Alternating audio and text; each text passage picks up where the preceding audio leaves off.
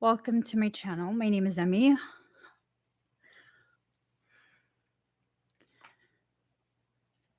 My name is Emmie from Emmie Evolving. If this is your first time joining me, thank you for finding me. If this is not your first time, thank you for coming back.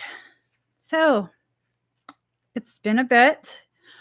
Yeah, I'm being so fucking fake right now. I'm trying. I'm trying.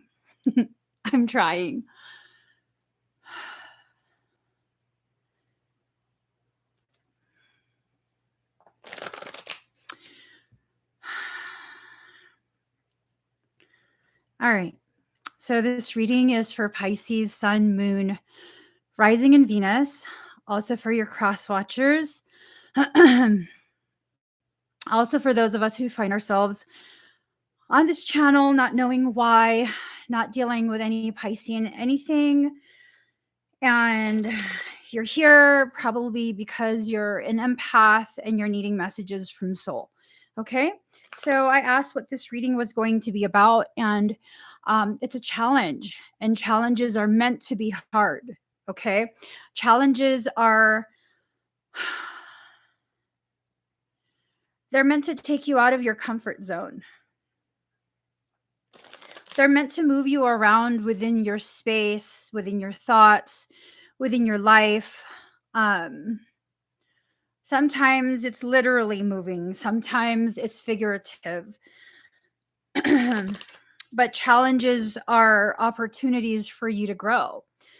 And I think that's kind of what we're all kind of going through in this period. So,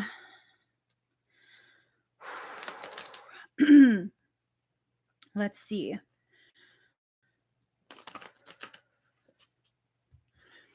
All right.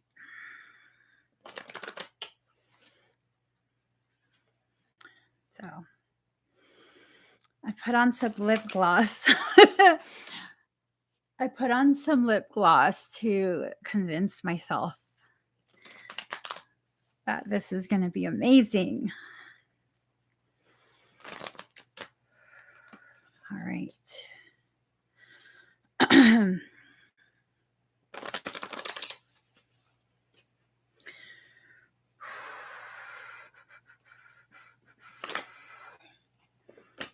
One. Okay. 1, 2, 3, 4, 5, 6, 7, 8.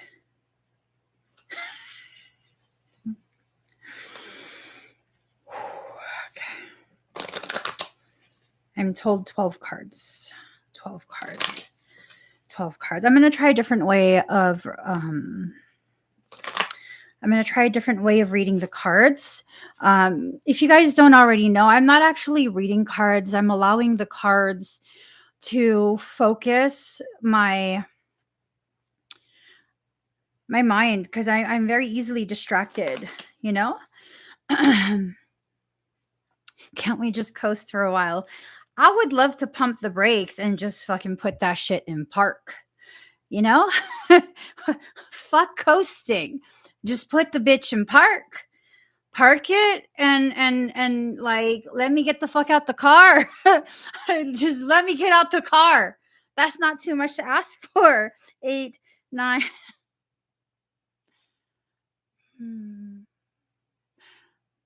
We're not going to cry in this live. We're just not.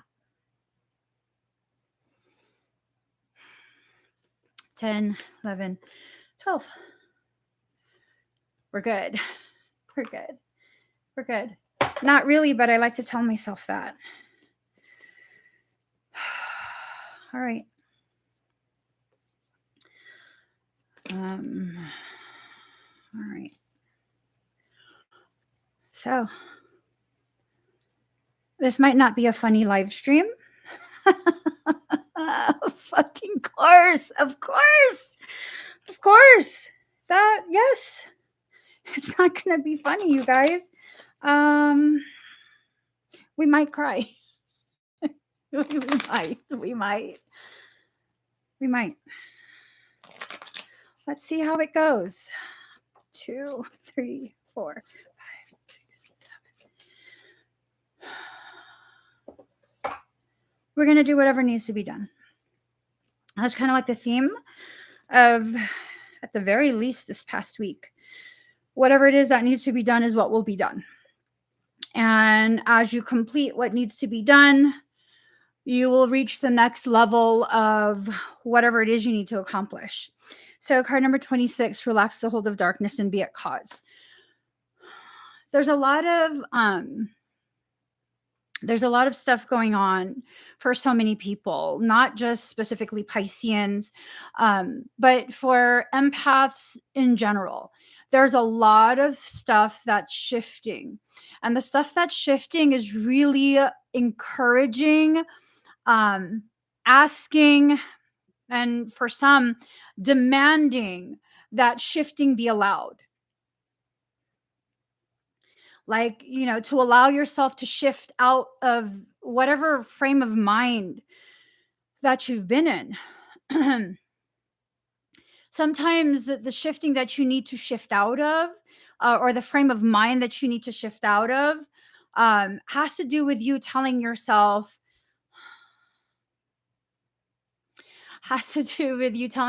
you're okay when you're not. It's not necessarily okay to not be okay. It's understandable. There's a difference where it's like you can understand that you're going through something very, very difficult.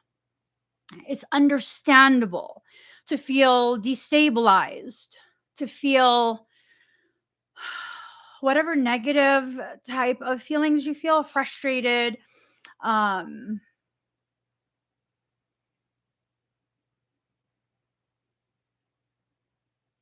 like things are not fair.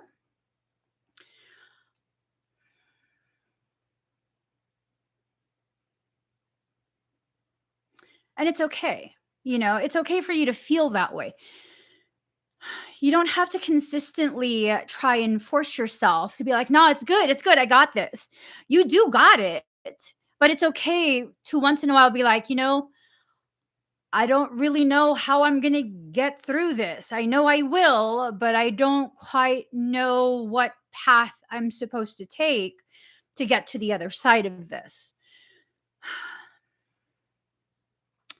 Sometimes it's in that feeling lost, feeling directionless, feeling as though you're wandering aimlessly. Sometimes that's where you find the answers.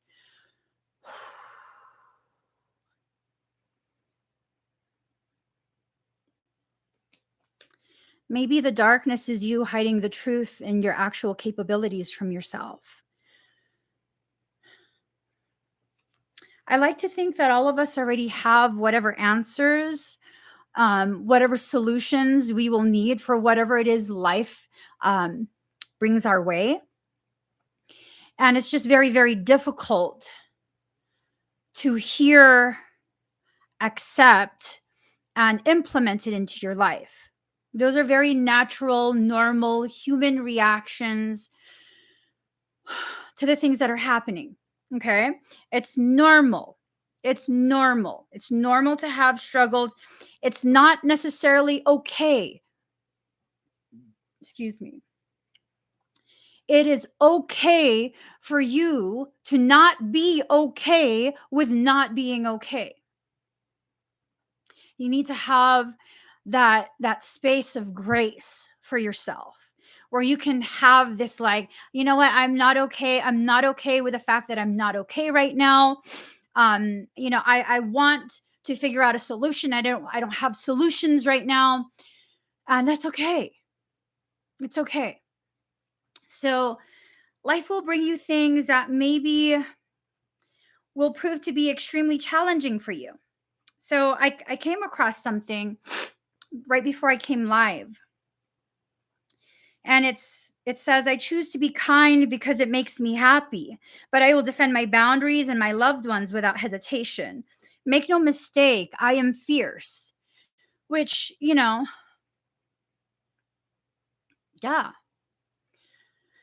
And so I captioned it with learning lately that this is my truth. What I choose to be and what I am capable of being can exist synergistically.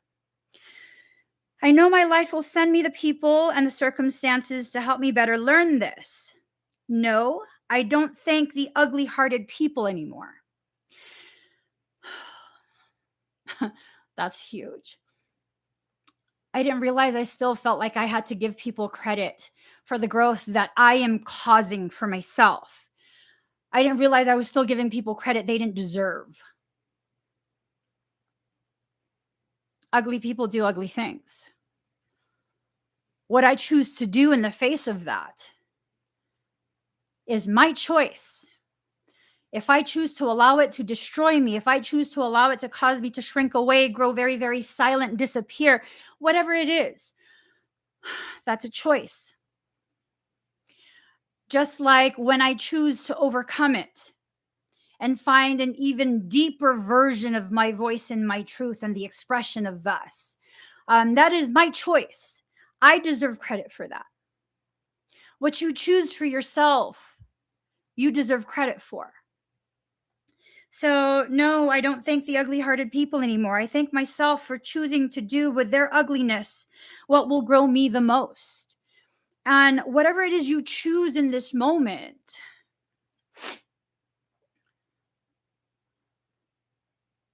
that's what you choose. That's what you choose. I was having a conversation with my son,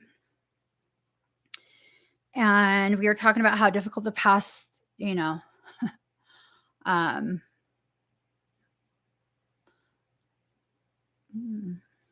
past several months have been. And we each have been going through our own things separately as well as together. And I was telling him, like, the stuff that we go through in this period, you can choose to see it as a bad thing, right? You can choose to be like, oh, these were missed opportunities. Oh, these were things that people did in a malicious manner. It was a malicious intent. It was yada, yada, yada. However you want to choose to see it. Or you can choose to see it the way I choose to see much of what goes on in my life. Sometimes events will be allowed. Sometimes people will be allowed to affect my journey. The effect that they have on my journey can sometimes appear to halt me in my growth cycle. Is it halting me? Or am I simply pausing long enough to accumulate that energy so that when I'm ready to release, I just burst right through. I just burst right through. Instead of dragging myself through that next portion, I just right through. Depends on how you choose to live. You have to follow your own rhythm. Okay. You have to go with the flow of what you need in this moment. If what you need right now is quiet and stillness, then that's what you need. If what you need is action, then that's what you need. If you haven't taken the time to decide what type of action, aggressive, methodical, very slow, very covert, like whatever action you need, that's the action that you need. It's just the action that you need. Whatever you choose as a potential solution for whatever it is you're going through, that's what you needed to choose. I don't believe in coincidence. I don't believe that we just experience life all willy-nilly and that's how we're supposed to experience life. I feel like we go and make these decisions based on the next portion of our learning. It's based on the next portion of our learning. And when you allow yourself to learn in that way, you're then better prepared for the portion after the next one. This is all about growing you in such a way that helps you to reach higher and higher levels of potentiality within your own journey. Okay? It is okay for you to not be okay. It is definitely not okay if you're so far into that destabilized space that now you're entering into critical type decisions. When I say critical decisions, what I mean are decisions that affect your health and safety. That you have to always be logical when it comes to your health and safety. What is the logical thing to do to keep you safe, to keep you healthy? That's what you need to decide for yourself. Okay? That's what you need to decide for yourself. People will go through things and it might sound like the same exact thing that you're going through, but because of the way we see life differently, we see it differently even from people who share the same beliefs that we have. You'll always experience the same event differently than other people. You just will. You just will. And that has to be okay. You can't control it. Just like no one can dictate to you how you are to receive their behaviors, their intentions. Because really, especially malicious people, they do things intentionally. It's never like, oh no, you misunderstood. No, motherfucker, I completely understood. I completely understood. I completely understood what you were trying to do without saying. There was no misunderstanding there. And sometimes you have to just be very clear, very just to the point, and that's that. No matter what, follow your own rhythm. Okay. You have to go through the things you have to go through to learn and grow at the ways, the time frame, that, all of that. It's unique for each person. So I'm just like, I'm not really in the frame of mind to deal with this subject matter. So I'll show you guys the cards. All three of the cards came out. This is twin flame shit. Like, yeah, okay, good. There, message received. Twin flame shit. Yada yada. Okay, moving forward. Oh my god, I gotta share this with you guys. So I was teasing my brother, right? We're all kind of just sitting around. I don't know if you guys know this. Me and my brother live together. I was teasing him the other night. We were talking about, like, repeating number patterns, 11, 11, 12, 12. And I was totally talking shit to him. And he said something along the lines of, I'm just trying to find my twin flame. I almost vomited. Oh, good God. Don't talk about that with me. Oh, hell no. I should have told him, you go to my website, you book a session there. We're not doing this shit personal. No. Go book a session on my website so I can remove my personal feelings from that. Oh my God. Let me just leave that shit alone. Anyways, it's about trusting yourself. You have to allow yourself to really, really trust the journey that takes you deeper into yourself. It's already inside you. Whatever these answers are, it's already inside you. Before the problem was made clear to you, the solution already existed. This is what Michael is telling me.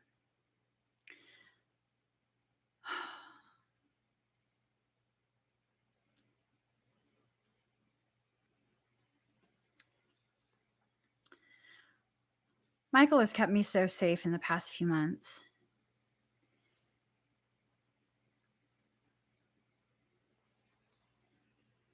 He's just kept me so safe in the past few months.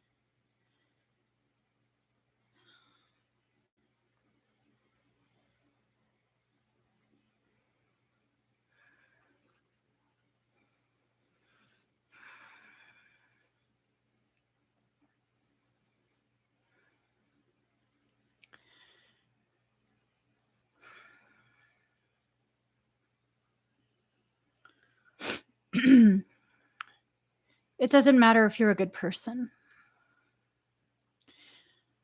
The world we live in doesn't care. It doesn't matter if you're a good person.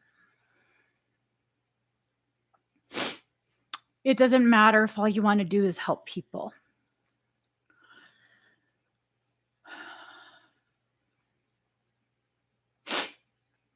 None of that matters. Not until we change the world we live in.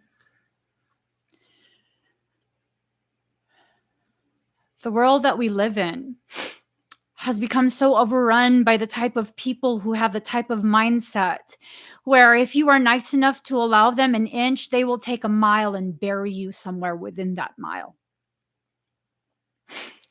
Until we make it commonplace to not allow that behavior, to not allow the shaming of people who are being victimized, to shift the structuring of society where, have you guys noticed that when someone is a predator, when their behaviors are predatory, the laws and societal parameters that we are all expected to exist within actually help to protect the predator? Have you guys noticed that?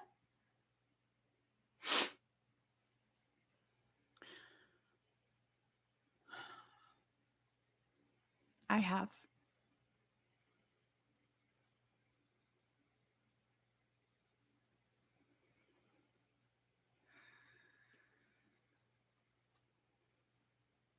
I have.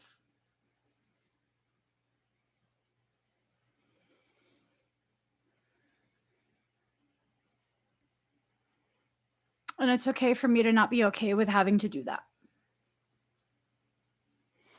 It's okay. It's okay for me to be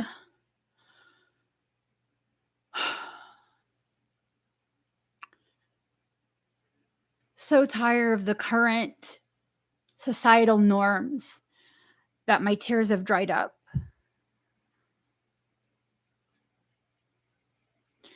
Empaths, are we tired of crying for humanity?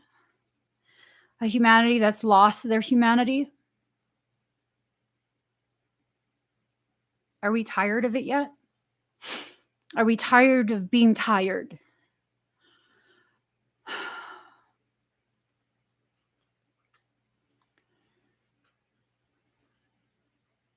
Because if we're tired of being tired, when are we going to start acting like it?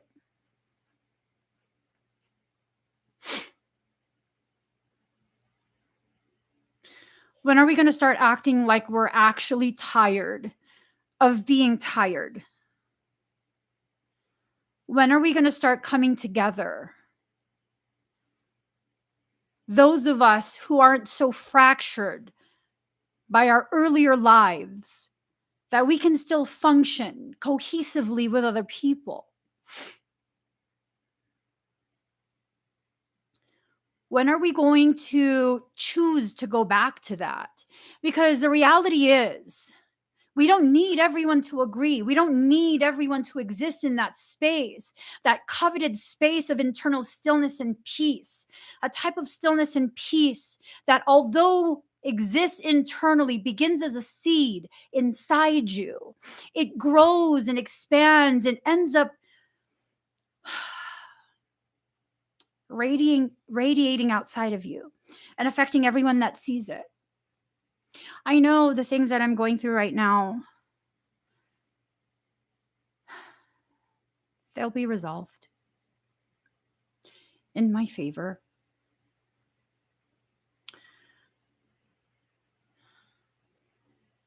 You know how I know they'll be resolved in my favor? Because I live with honor all the fucking time.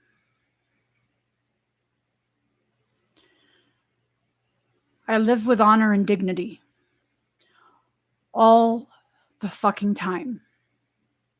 You can't tear down something that was not built on lies. When you live your truth, when you live authentically, when there's nothing to hide, That is a bedrock that you are building your spiritual house on top of.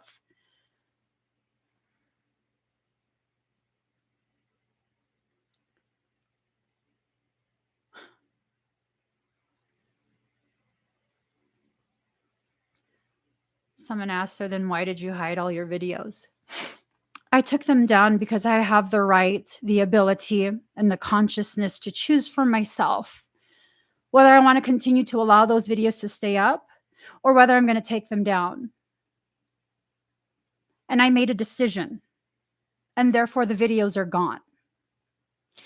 And if you don't like that, that sounds like a you problem, doesn't it? And whatever made you think that I just allow people to treat me however? Or were you thinking I would make an exception for you?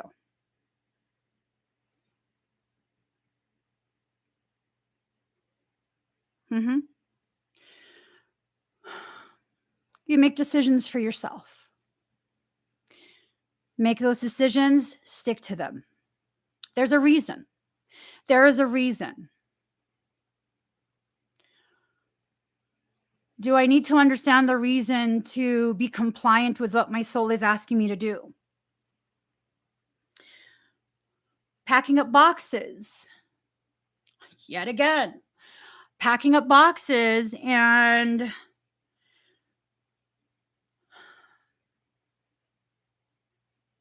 my soul tells me to write specific words on the box. And I'm like, no, I don't need to write that. I'll just, it's just like, I'll just put recovery room because, it's all my brother's like recovery stuff. My soul tells me, write robo cups. He has the, maybe I'll show you guys sometime. He has these cupping thingies that they're motorized. So it's like on your skin. Actually, I might still, yeah. he's been sucking the negativity out of me. He's been cupping the negativity. But yeah, so I wrote RoboCups, and it turns out I needed a component from those. And because I listened to the guidance of my soul, writing specifically RoboCups on the box made it so fucking easy. I took out that struggle component because I knew exactly where it was. Like, I knew exactly where it was.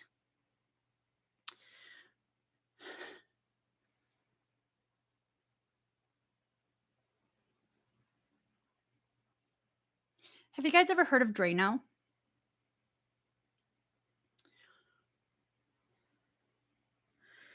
Hold on. 1 second.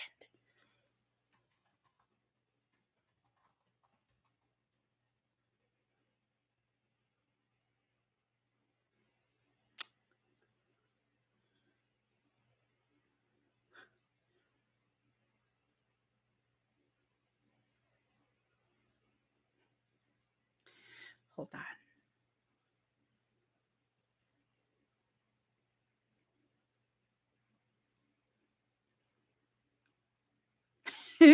Hold on. Michael says to just trust him. No.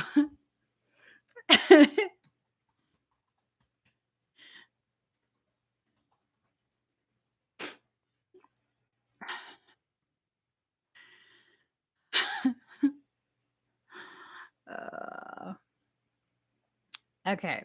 So I'm just saying, you guys know Drano? If you have any hair down the drain, Drano destroys the genetic material.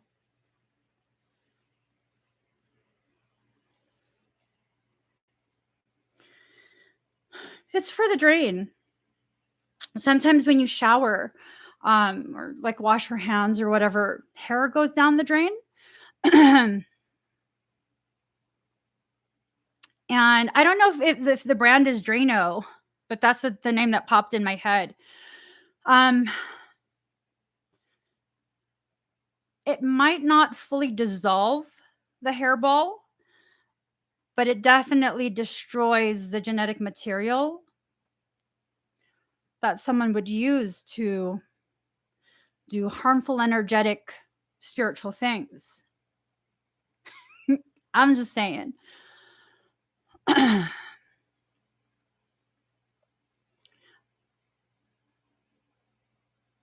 Just saying. Allow yourself to be inspired. Allow yourself to be inspired. I love clear drains. I'm just sharing that with you guys. I'm sorry, my brain is, I've told you guys the cards help keep me focused. And it just popped in my head, like, if you have any drains that are needing unclogging. Mm-hmm. Anything that, that can clear it, like lye,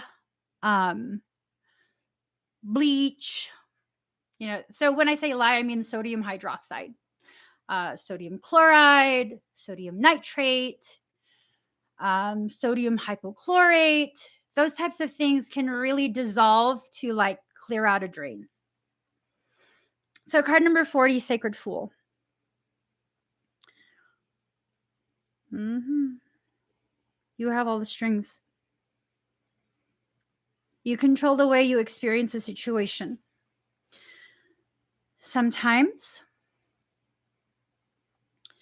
the way you experience it is the way you need to, despite the fact that you're trying to control anxiety, trying to control depression, trying to regulate potential triggers that are causing you to feel even more destabilized within yourself. Sometimes those triggers are the very things that other people outside of you are trying to use to further destabilize you, that works in your favor at the end.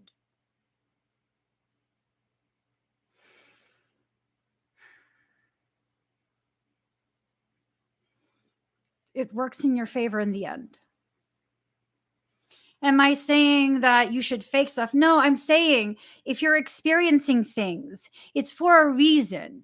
It will work in your favor in the end. You will learn more when you allow yourself to be fully present as you experience these things. The energies lately, it's just a lot. I just read the comment, they can't win. They for sure as fuck won't win if you don't play. I don't play.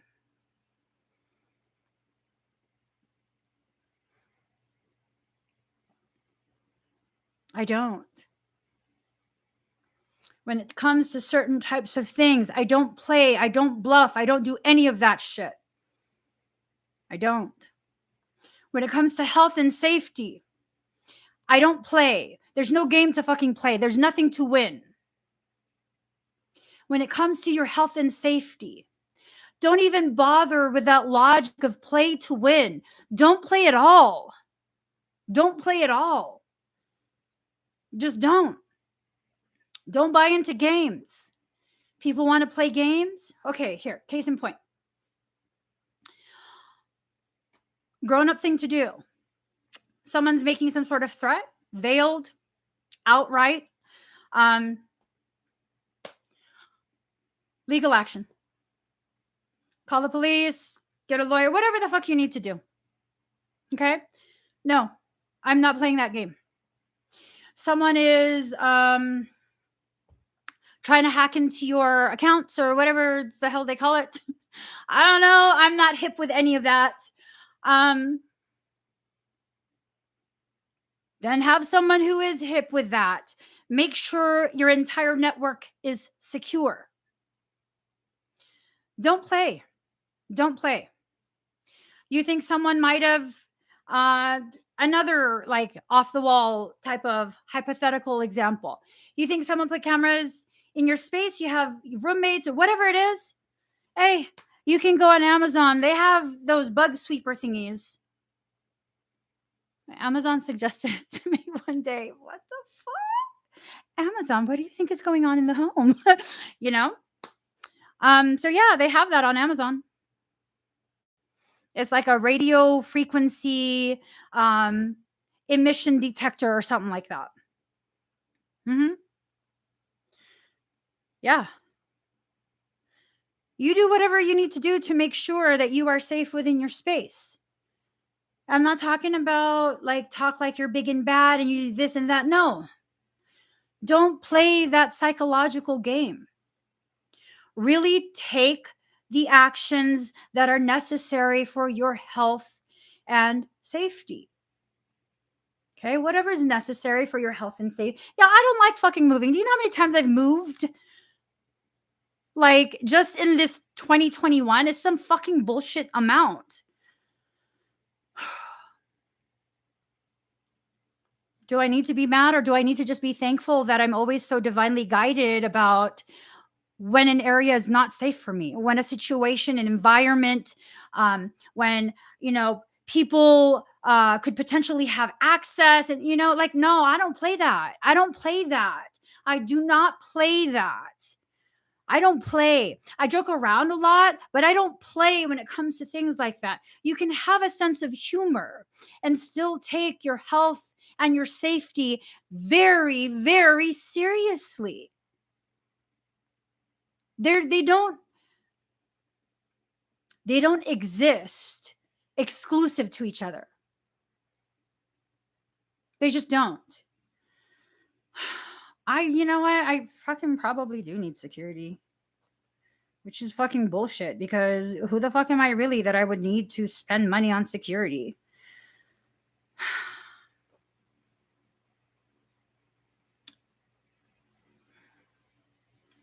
This is what I know.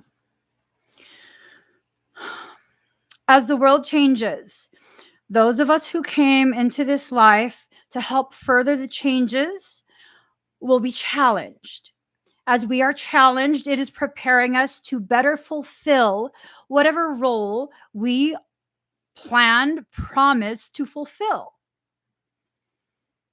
That doesn't mean I need to be ballsy with my shit and like, oh no, no, nothing's allowed to happen to me. Yeah, nothing's allowed to happen to me because I always listen.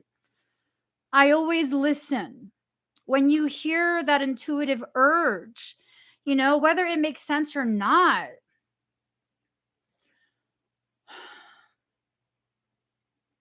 listen. Listen. I got that urge. It's been like excessive. Excessive. To the point of like, am I fucking crazy? What the fuck is this? Like,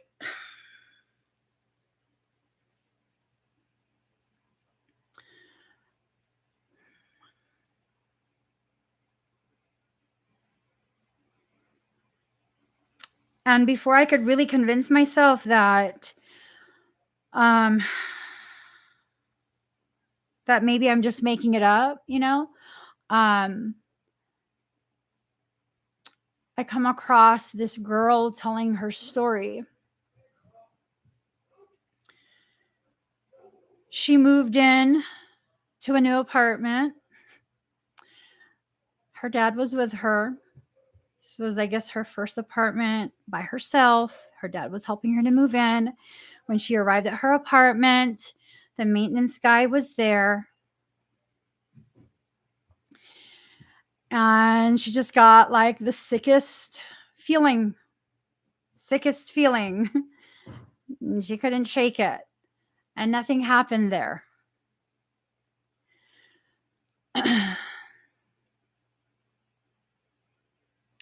And then one night, not long after she moved in, she woke up at like 2 or 3 in the morning. He was in her room.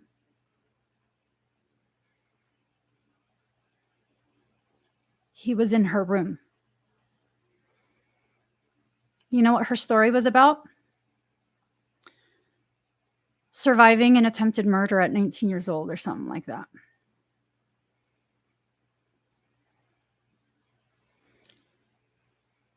Right when her story began, it's like a 3-minute video. All the hairs on my body stood up. And I started to shake. That explains the feeling. I don't need to sit and wait to make sure. I need to just get myself out of whatever space makes me feel that way. I need to make myself inaccessible to any individual. I don't care how long you've known them. I don't care how sweet they seem. I don't care if it's a woman, a man, someone transgender, someone pansexual, asexual. I don't really give a shit. The moment you start feeling some weird vibes, I'm out. Yeah, I can't even say it was good to meet you. I'm just out. Think what you think. I really don't care. I'm out. I'm out. And this is not about accusing anyone of anything. This is about understanding. You have these intuitive urges for a reason. When you have these intuitive urges and there are behaviors that make you feel further, what the fuck? You need to take that seriously. You need to take that seriously.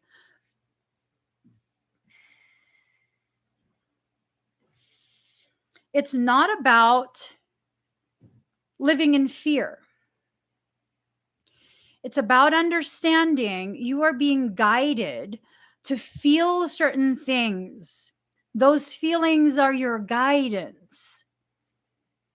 They're trying to steer you away from things you don't necessarily need to experience. They don't.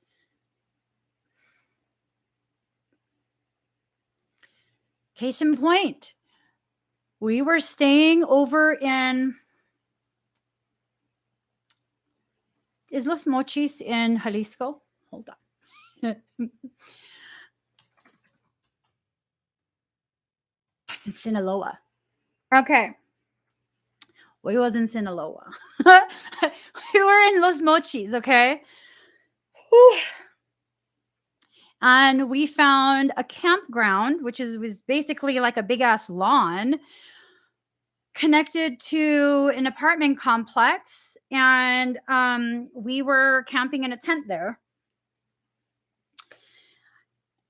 And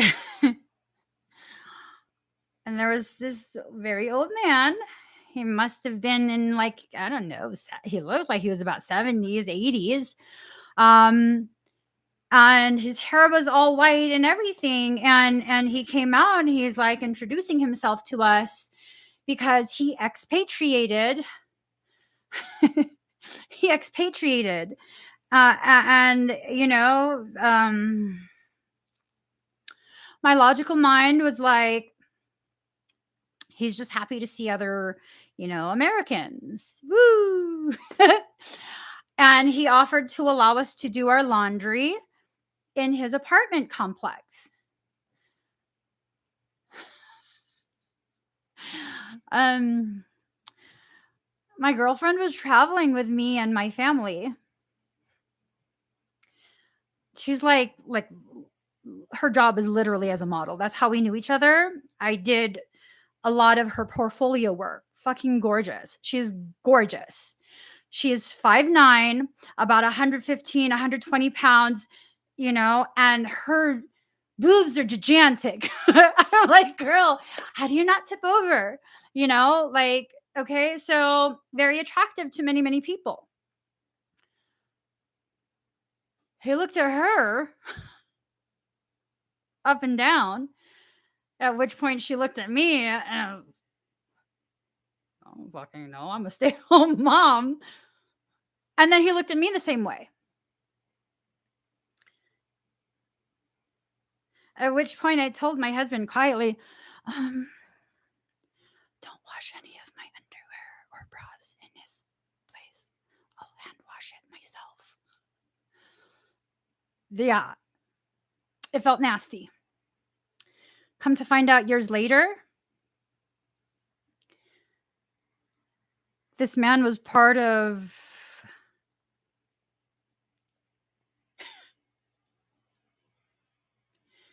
we never went in there. Right? Right? Was right? Okay. And I was like, don't watch any of my stuff. I don't care if I stink. I don't want him stealing any of my like unmentionables. Yeah, no.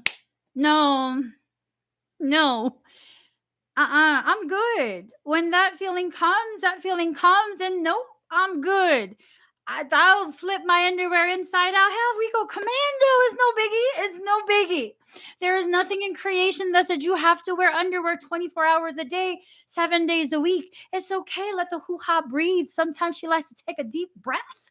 Sometimes she needs a deep breath. I'm good. I don't need to. No. I think he was asking if we wanted to hang out in his apartment. No, I don't want to hang out anywhere. I want to stay in my tent with my 100-pound pit bull. That's what I want to do. Okay, senor? Okay. Oh, yeah, no. We don't need to go in your we just don't. Me and my girlfriend, we just, girl. Make sure you don't let any of your underwear in that pile. Like, keep your underwear segregated. Card number 38, restore and replenish. And then we have inner trust. You're being drained and you have to trust the reason why.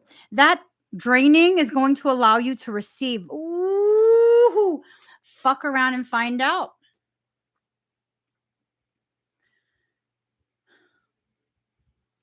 There will always be a draining before you are allowed to receive something.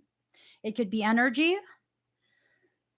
It could be finances. It could be patience, compassion, whatever. But you're going to be drained before you are allowed to recoup.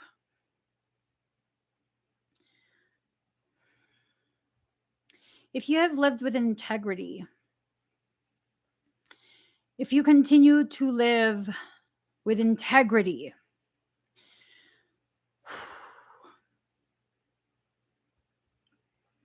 who can tear that down? Who can tear that down? Who? And it's not to say that no one will try, because there are many people who exist who are dumb enough to fucking try. There are many people who exist who think that their lies, their manipulations can trump the truth. Your experience is your experience. No one gets to tell you that the way you experience things is invalid. Like, oh, you're wrong. According to who? You? What if I said you're wrong? What you got then? What if you're wrong about me being wrong? Oh, I might be wrong about you being wrong about me being wrong. Well, how about you're wrong thinking I'm wrong about you being wrong about me being wrong about you being wrong? It's just stupidity. It really, really is. So then what do you have left? Your truth as you know it to be. When someone hurts you, when someone makes you feel unsafe, when someone has gone out of their way to try and intimidate you in order to feel stronger than you, somehow, it's called narcissistic supply. That's what it's called. That's a clinical term for it. Narcissistic supply. Narcissistic supply. Whatever nice stuff, whatever nice stuff they've done for you in the past, that is a prepayment. Mm-mm. Mm-mm. Here's my thing. When someone does something nice for me, I'm thankful. When later on it becomes very clear that the nice thing they did for me was actually a prepayment and now they're pissed off because they can't collect on what they previously paid for in some good deed without first telling me that that's what they're doing, I really don't feel bad if you feel mad at me. I really, really don't. I really, really don't. Mm-mm. It's the equivalent of when I tell someone, like, I will no longer be accepting any of your bookings. Here is a refund. This is the only time I will go against my own shop policies and refund you. Please bear in mind, I will no longer accept any of your bookings. Now, you think I'm fucking around and you find out. No, I'm not. I'm not. I'm not.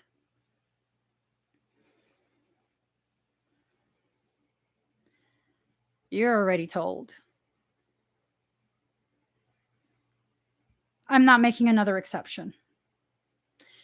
Thank you for the donation.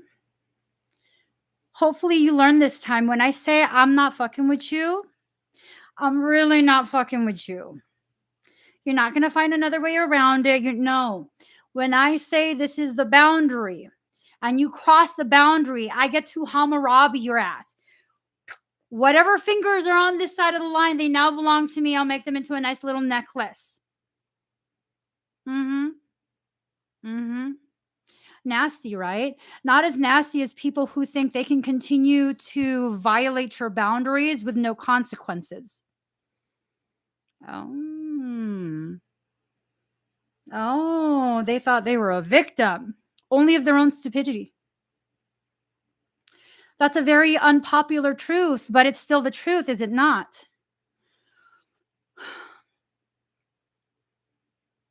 Is it not the truth?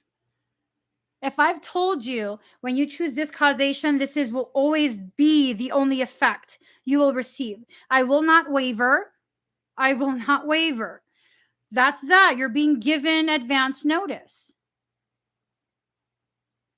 I've told you.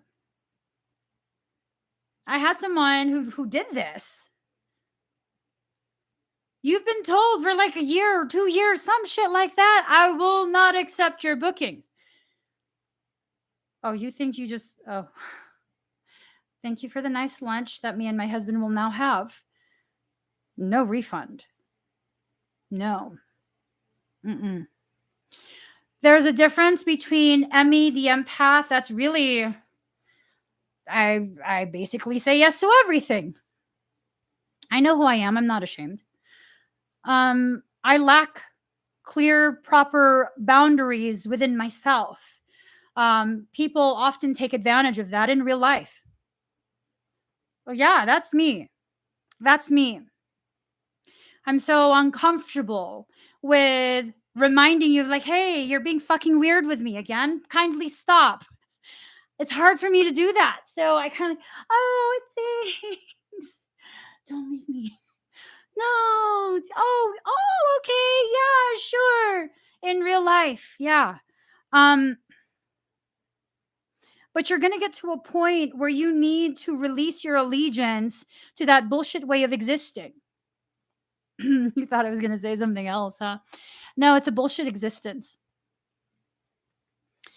Release your allegiance to it. Let that shit go. These people who you think are, oh my God, but no, they're going to be so mad. They didn't appreciate you to begin with. You know that, right? When you establish that boundary and you remind them of it and they get mad, they didn't give a shit about your boundaries to begin with. You were the one. You were the one who told yourself that you just needed to remind them of boundaries because maybe you didn't make it clear enough. No. There are certain boundaries that are just, like a given. There are certain boundaries that are just a given. You shouldn't have to explain it. And when people violate those certain boundaries, believe them. That's their way of telling you they don't give a shit about your needs, and you better do what they say, or there's going to be problems. Well, guess what, motherfuckers? There's already a problem. At least this time, when there's a problem, you'll be able to get your needs very, very clearly expressed. I'm in the process of learning this shit right now. I totally am. When you are too busy holding on to that, like, really draining way of existing, where you hold yourself to this standard of you always have to give to other people first, you always have to do for other people, or somehow you're a bad person. No one thinks you're a bad person but you. You're in the middle of a lesson that you refuse to recognize as a lesson. Let me be very blunt real quick. You keep failing the same fucking lesson and it keeps repeating. And because you failed that lesson so many times, you failed yourself so many times, you think, oh, well, no, this is just how it is. It's not just how it is. I tell you, as someone who has failed that lesson for so many fucking years, that I could write a book about that lesson. That's not just how things are. It's really, really not. It's how things are because that's what you continue to choose to allow and seek out. So long as you're so busy holding on to whatever you're holding on to that's very, very toxic for you in your existence, you won't have the space to receive anything. Look at these. So busy holding on to the hurt, so busy holding on to the fact that everyone else took your clothing from you and you are left in the cold. Was it taken from you or did you give it away? This is not about victim shaming. This is about victim empowerment. So you can recognize the behaviors that you consistently still allow to be a part of your life and connections. And these are the very behaviors that are opening the door wide open for these motherfuckers to come into your life.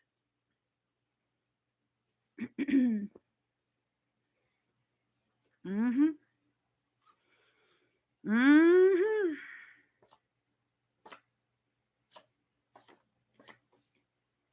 For some, has to do with that twin race stuff, twin stuff. Oh, no, you don't understand, Emmie, because we're twins. Oh, baby boo, you came to the right place. I absolutely understand. You bought into some bullshit, baby. You did. It's okay. A lot of people have. It's okay. As long as you're able to recognize you bought into some bullshit that allowed someone to fucking just really take advantage of you, you can get through it. You can get past it. But so long as you continue to believe that that's the actual truth and that I'm wrong and this and that, I mean, it's not even about me being right. It's about me sharing whatever truth I know to be truth for myself and giving you the freedom to decide for yourself what you're going to pick. What you're going to pick.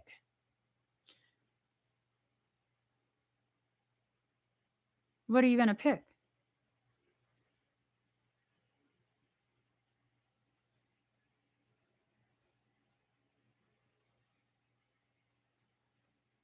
You don't know because you're waiting for someone else to pick the answer for you.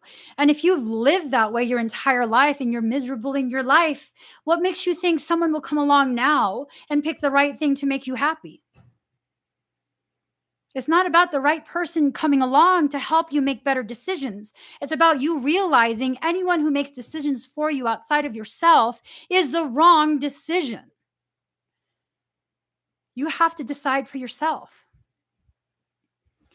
You have to decide for yourself. And the moment you begin deciding things for yourself is the moment you really take your sovereignty back. We are all facing some sort of challenge now, okay? We're all facing some sort of challenge. How this challenge will affect you is your choice. Yours and yours alone. But you don't understand, Emmie? No, I do understand. I understand that you want me to co-sign on this fictitious concept of you don't have a choice. You absolutely have a choice, and that is what you're choosing. So if you have the power to choose that, which usually ends up disappointing you, betraying you, making you cry, I'd like to think that you also have the power to choose the polar opposite.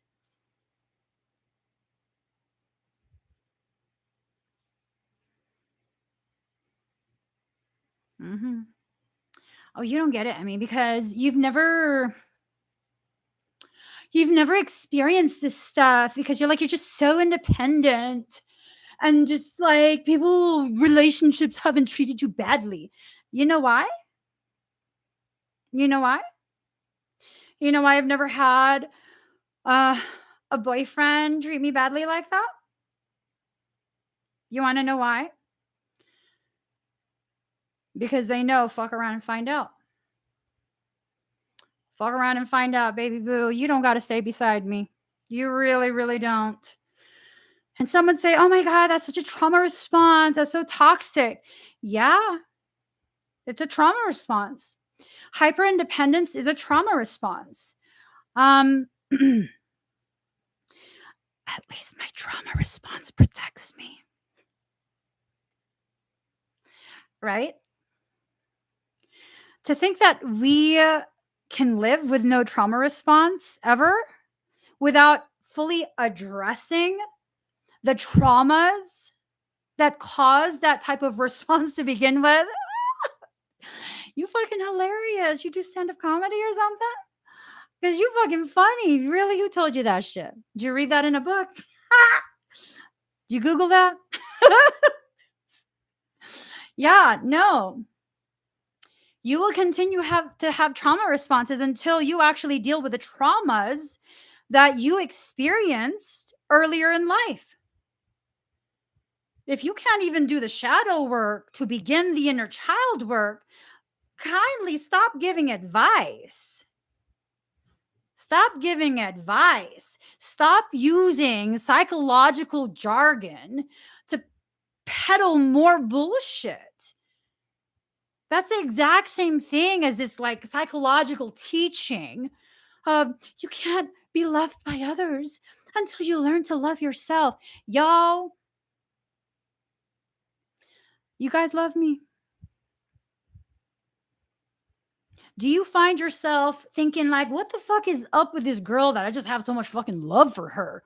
I don't even know her, but I just love her. You feel that? You feel that towards me? You feel that in your heart?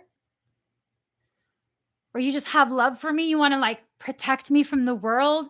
It hurts you to see me hurting. Oh my God, what is she going through? I want to protect her. I didn't know how to love.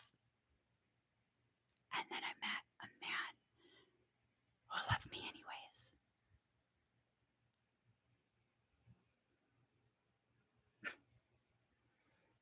Yeah. Yeah. I had no idea what healthy love was. I had no idea that I could receive unconditional love from someone with no expectation of anything after. It's not prepayment for anything.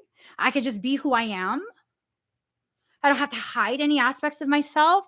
I won't be asked to change. Um, I won't be told that I'm broken, that I'm fractured, that I'm wounded, that I'm this and that, and all these other bullshit things that society tells us is what?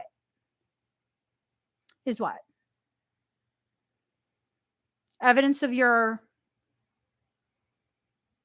lack of worthiness? No, I'm not a lucky chick. I'm not a lucky chick at all. No. That wasn't luck. That wasn't luck at all. That was not luck at all. That's a recognition of my journey and how people, specific people, will be brought into my life to help encourage certain types of healing. certain types of graduation from, lower levels of thought programs. That's not luck. That's growth. It's growth. Because at any point, I could have easily compiled a list of reasons of why, like, no, this relationship's done. It's a choice that's being made day in and day out and day in and day out. There is a choice being made by all the people involved. These are choices. We can choose to listen to the guidance that tells us, hey, this interaction is not done. There are still things that you two need to learn together. Or we can be like, no, I'm good. I already learned it. Oh, I already know this. I already know that. I read this book and this book told me this. Oh, and that person, oh, and those quotes, those memes, this website, this group, this, no. A lot of the shit being shared in spiritual circles, self-love circles, it's just fucking bullshit. It's bullshit. By definition, your self-love journey is a narcissistic one. Wrap your mind around that.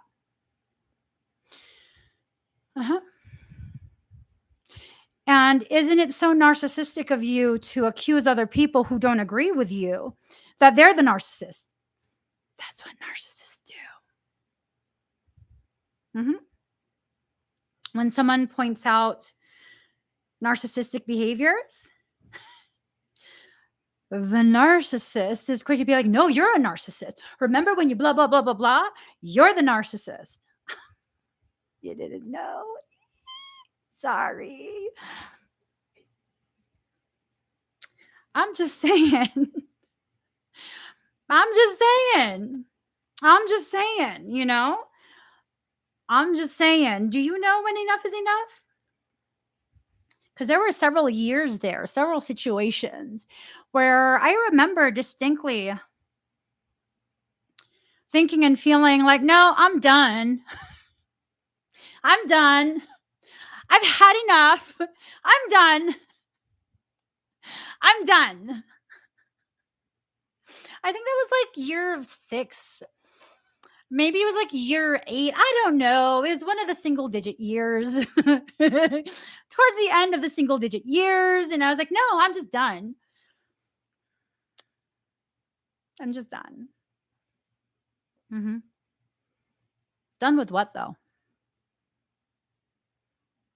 Looking back now, I realize I was done with thinking that I knew everything I needed to know about myself and my life. Trying to pick and choose who would be allowed to help me learn the things that I didn't even know I was learning. We think we know so much about our life. And really, that knowing comes only in hindsight. After you've already gone through the experience and you look back, then you see and you know. Then you see and you know. The challenge is in allowing yourself to be fully present and allowing yourself to fully live through that presence so you can maximize the potentiality of learning when you look back.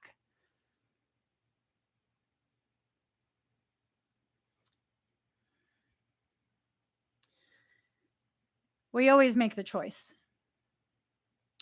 We always make the choice. When I was a child, you don't get to pick what you eat. I don't know about you, lucky motherfuckers. Oh, honey, what would you like to eat for dinner? We didn't get none of that shit. There's food. You're either going to eat that food or you're going to starve. I ain't joking. You either going to eat what's cooked or be quiet about being hungry.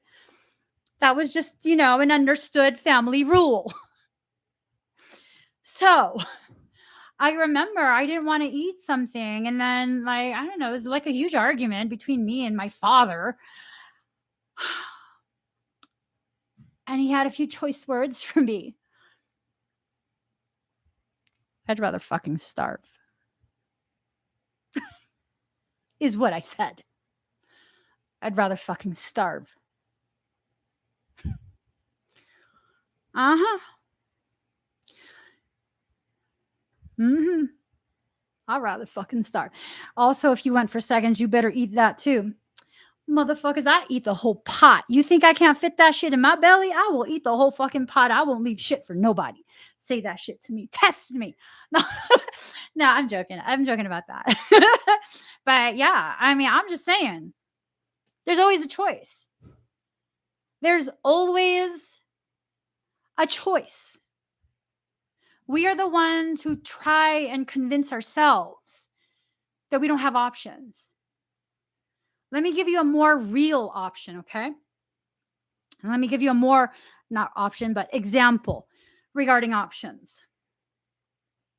My ass was stuck in a parking lot. My ass was stuck in a parking lot. I lived parking lot pimping for 5 months. I'm listed on my mom's bank account. Yeah. I'm listed on her bank account, and she told me, if you ever need something, just call me, let me know, and then transfer it yourself. But let me know so I can make sure, like, if I, wrote a check for my bills, that it's not going to bounce. Ask me if I called. Ask me. I'd rather parking lot pimp. That's a choice. My freedom in the face of struggle was my preference, rather than making that call and wiring money into my account and never having my dignity and my freedom to be a sovereign.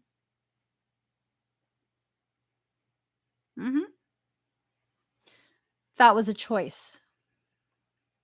I made the choice that would grow me the most. I could have went back to California.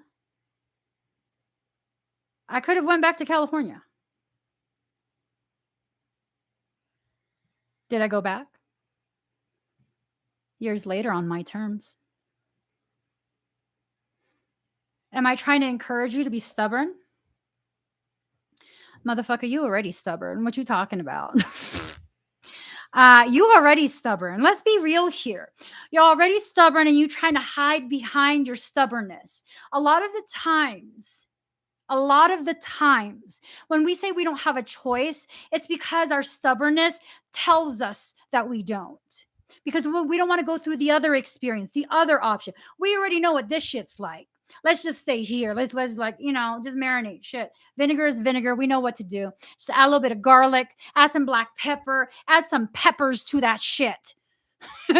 Some onions, make it real savory. Y'all gotta try some Filipino vinegar. It's like on a whole nother level. You have to get Datu Puti. That's the brand. I'm gonna show you a picture of it so you know exactly what I'm talking about. They have they have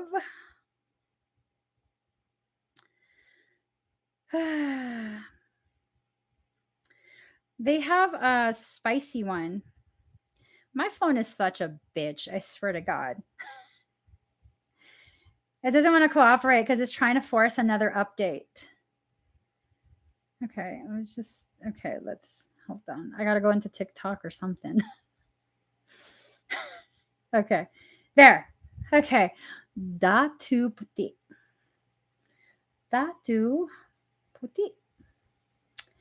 Spiced vinegar, like my attitude. I'm just saying. I haven't updated. Oh, the health challenge. I was having a mental breakdown. for the past 2 weeks. It's hard to update that when I'm having a mental breakdown. Sorry for the matter of factness of what I'm saying. I mean, it is what it is. It is what it is. It was a mental breakdown. Another round. Round 2. Round 2. Hold up. Da, da, da, da. Sukang maasim. Oh my God. Yes. This right here. Okay. It's called Datu Puti. Sukang maasim. Woo. Damn. It's some good shit. I'm just saying. Add extra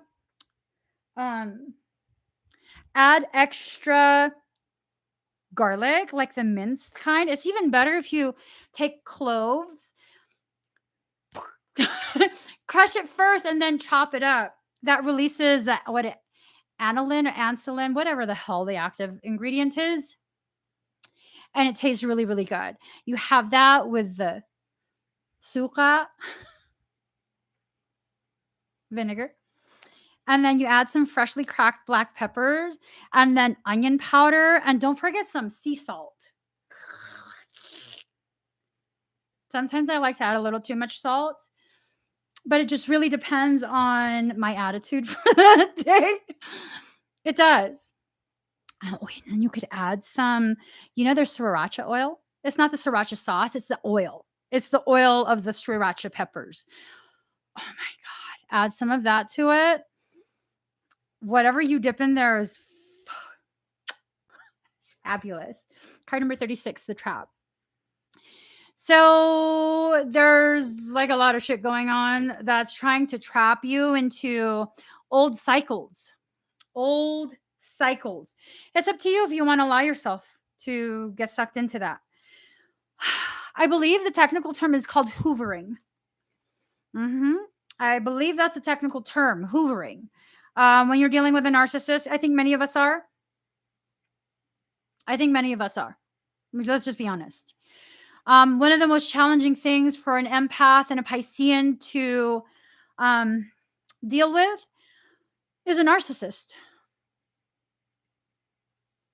Yeah. Narcissists are so important to the growth of an empath and a Piscean because they will provide you with a type of trauma-induced accretion and challenge via adversity that can carry with it so much potential to grow you beyond what you thought you could grow through. Okay. But I mean, I'm just saying, I'm wondering if there's a point where we can learn this shit without the presence of narcissists. I don't know. I feel like my soul would love to falcon punch narcissists in the ball sack. Just saying. You ever seen those falcons? They're like punch other living things. Have you seen that? Look it up. Look it up. I promise you will not be disappointed. There's going to be an abundance in things that you experience. The abundance can be in the traps that you allow yourself to get sucked into. It could be the healing. It could be the healing portion. Okay. 5 is the number of change. 2 is the number of guidance. When you allow the guidance to change you, you then complete that cycle and move forward. Okay. It's up to you though. Blu-ray awakening. So a lot of the things that you're going through is actually increasing the potentiality of that upward momentum. What is the best way to neutralize molecular compaction that's leading to chakra blowout, dysfunction, like all sorts of different things? When you have miasmic distortions that lead to miasmic or miasma-based molecular compaction, the most efficient way to burst through that is by allowing yourself to accrue enough frequency to bust through. Trauma-induced accretion, TIA. Card number 39, protection sigil.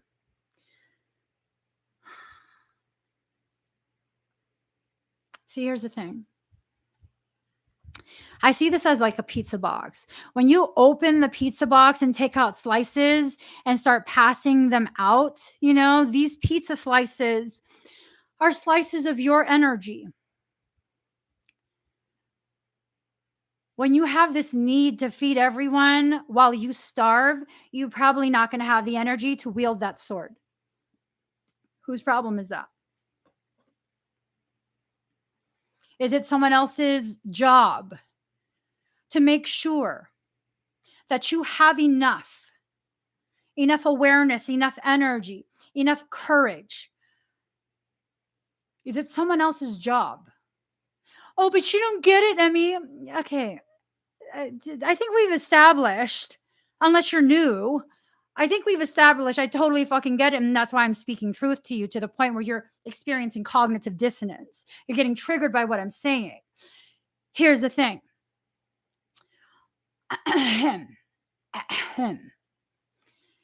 When you allow yourself to get that depleted, that's a choice that you made.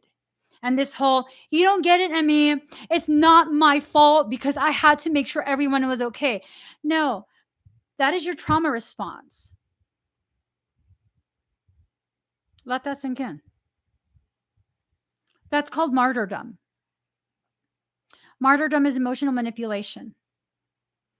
Oftentimes you overgive because you've learned, unless you are giving and of use to other people, they're probably going to reject you. They're probably going to abandon you. It's time for you to recognize that doesn't stem from your life right now. That stems from childhood. People who were either neglected or abused, people who are either neglected or abused as a child, you didn't learn healthy boundaries. You don't know how to establish and maintain healthy boundaries. I didn't. I don't know how to deal with boundaries. I don't. In real life, I'm like, yes, everything. Oh, you want what I'm wearing? Is there some duct tape in the? I just really need to cover the nipples. Okay, I found duct tape. You can have my shirt. Yeah, no, that's how I am in real life. That's how I am in real life. Yeah, I've been known to be extremely hungry and give my food away without having eaten. Should I be ashamed? Should I be ashamed because that's a weakness? That's not a weakness. That's a character trait. You are the one deciding whether my characteristics are positive or negative. But here's the beautiful part about sovereignty. I don't have to give a shit what you decide. You didn't know. Oh, that is so cute. Yeah, no, I don't have to give a shit what you decide. I don't have to give a shit if you find it powerful or weak. I just don't. I get to choose that. Some people, I'll fall into old patterns where I will give their opinions much more room within my mind and thoughts than they really should have. And then there will be people who you hate me. Okay, that's good. I'm so glad I was part of your learning process to, decide things for yourself. Bye. I don't care. Thank God for the Capricorn in me. Yeah. These are choices that you make. At the end of the day, the challenges that you go through, those are opportunities for you to grow. And if you're not going to take that opportunity, that is a choice you make. That is a choice you make. Oh, but you don't understand, Emmie. Try me. Try it. Oh, you don't understand because I literally don't have anywhere to go. Oh, you mean like me? I literally was in a parking lot. Yeah. I mean, Yeah, no, that wasn't like some hypothetical thing. It wasn't like some sort of metaphor. I was literally no power, no electric, and then I broke the toilet. It was a really fucked off situation. It was. Well, no, it couldn't have been that bad if you're laughing. No, it's because I'm that fucking strong.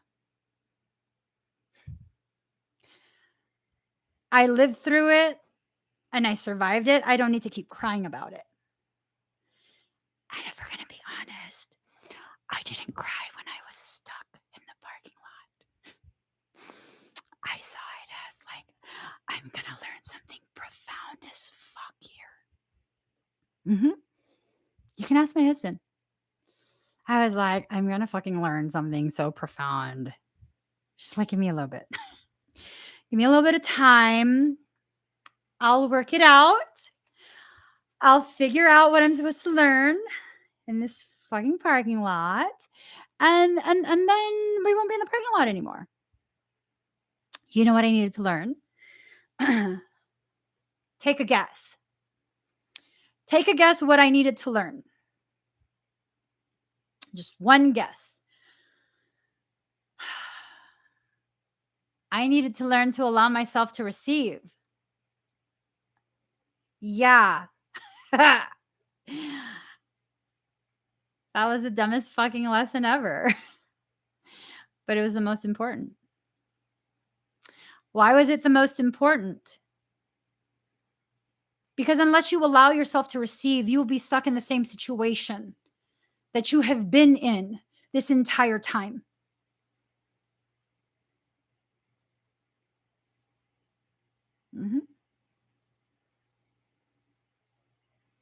Let that really sink into every single pore, down to the nucleus of every single cell.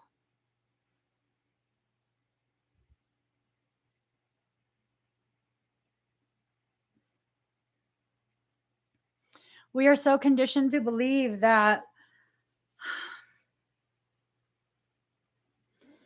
unless we're functioning as martyrs, then we're horrible people.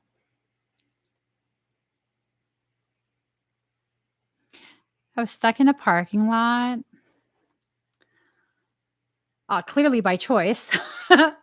Clearly by choice. And I refused to let people gift me funds. In addition to that, much of what I was earning, I was using to feed other people. And then when people realized the gravity, the full gravity of what the fuck was actually going on, because I was still live streaming as though nothing was wrong.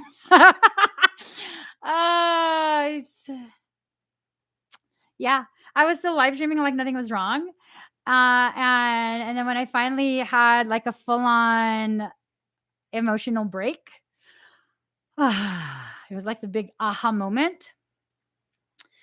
Michael told me he broke my brakes on purpose to help me learn it. And of course, I started fucking sobbing. Like, oh my God, you're such a dick. Why would you do that? While I was live streaming. Yeah. And that was the first time anyone had ever seen me cry.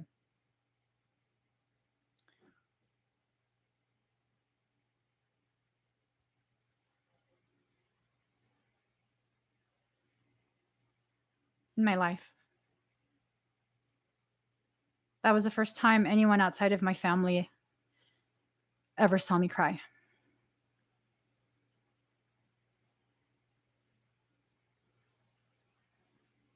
Boy, oh boy. The offers to do whatever I needed, like everyone that was in that live stream was offering. What do you need? What do you need? Please tell us what you need. And you know what I said?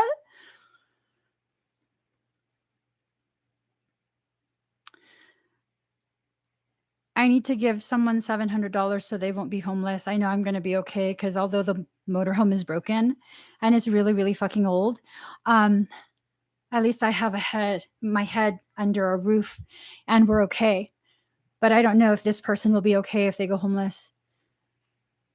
And I need to get them $700 before tomorrow morning. That's what I asked for.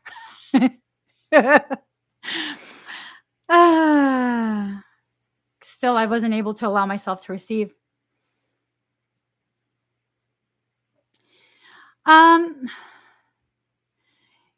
Yuilani, have you ever been stuck in a parking lot?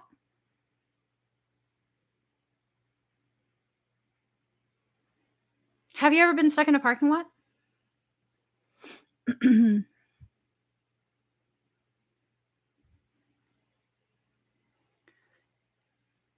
Calm, collect yourself, breathe. Count to 10, then get unstuck out the parking lot. That's a dickish thing to write. That's a really dickish thing to write. I don't know if you're aware of the way your behavior is really abrasive. So I think this is the second live stream where I've seen you commenting. The first one, you really pissed me off, something awful, but Cowboy told me not to really dig too deep into you with my claws. I was going to rake through you. He told me not to, despite the fact that you're being really disrespectful about a deceased man that you don't know. Be aware of your behavior and the way it comes across. The next time I see your comments on my live streams, I would love to be able to enjoy your presence. But if I continue to not enjoy seeing your comments, you're going to be cut out. Permanent ban. And this is me showing you compassion.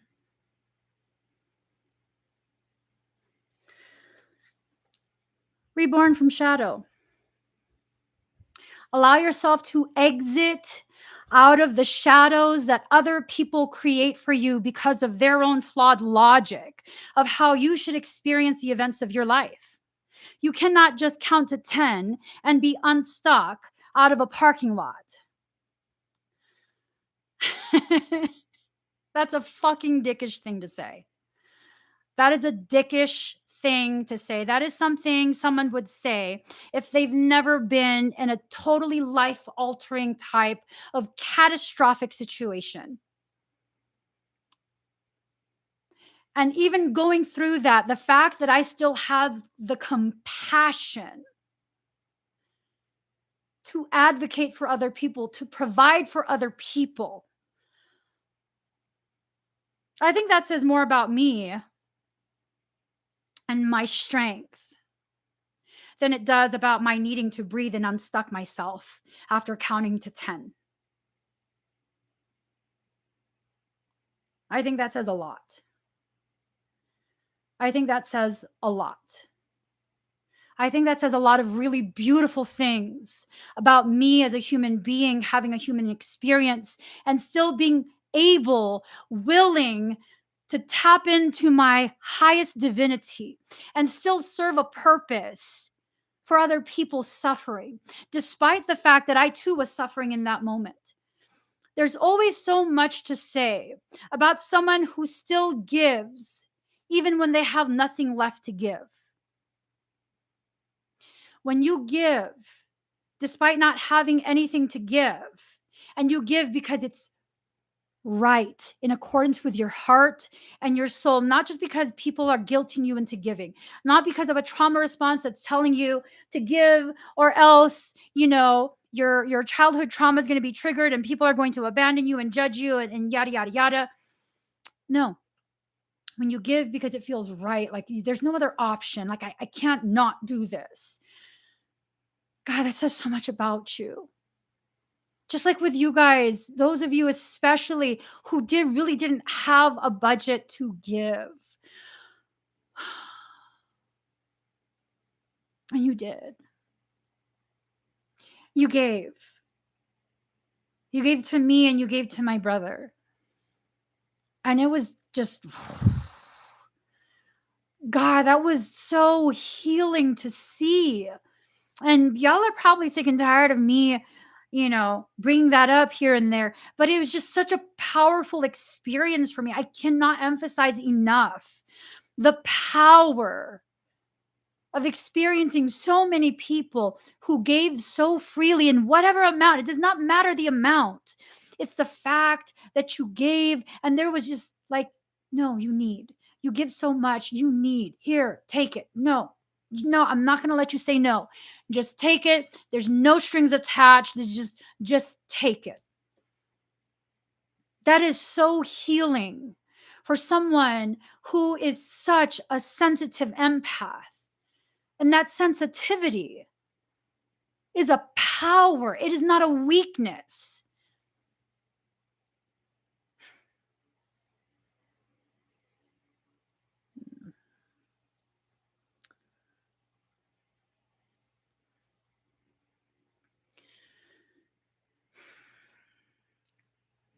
Do you want to see how powerful that sensitivity is?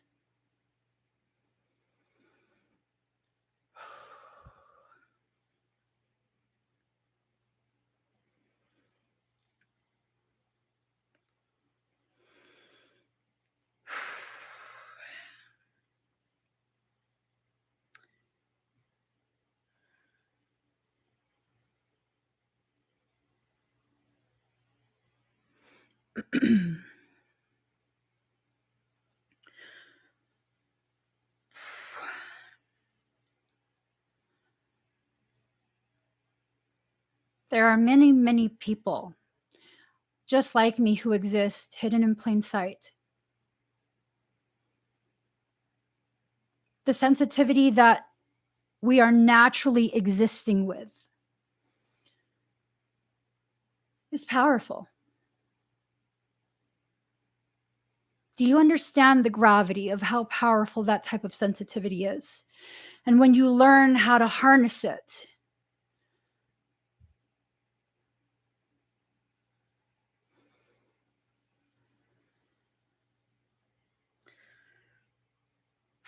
okay. All right. All right. Okay.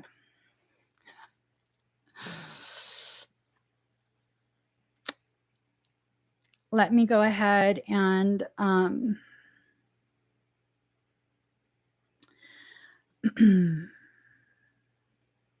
let me go ahead and share it with you guys.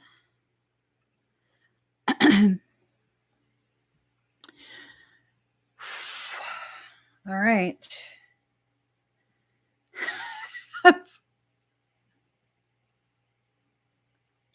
All right.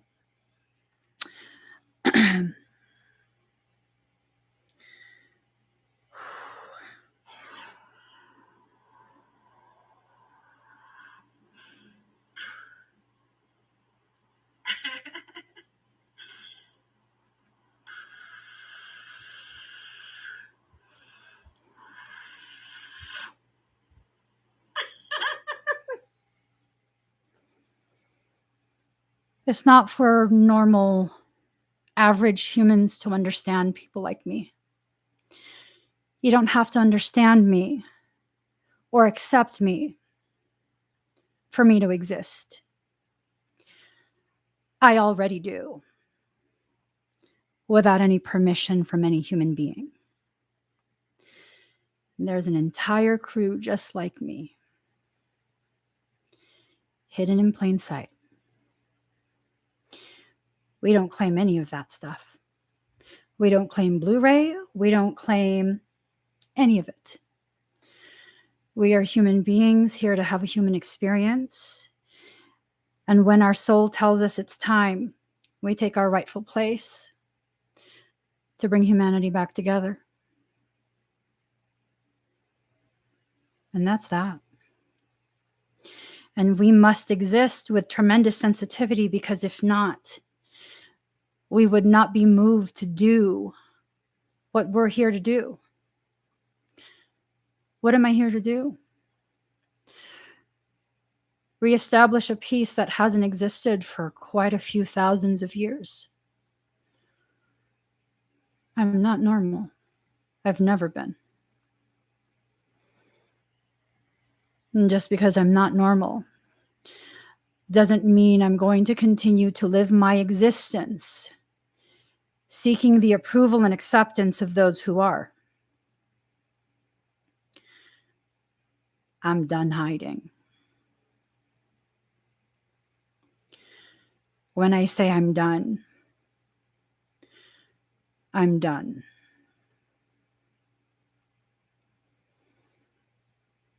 There will be a time where peace will be reestablished.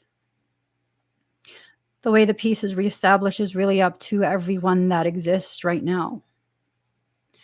The challenge is in realizing what the challenges you face right now are trying to teach you, what you're being opened up to.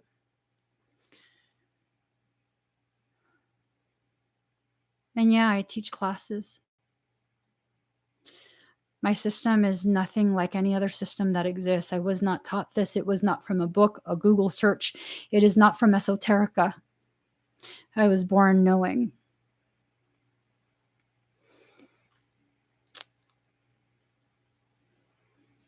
I was born knowing. My system is called Kokoro 33. I created it. What's Kokoro? Archaic Japanese for the meeting point between the mind, the body, the heart, and the soul. Kokoro 33, the meeting point where the ascended master within no longer hides. When the student is ready, the teacher can be seen. You really want the world to change? You change it within yourself first.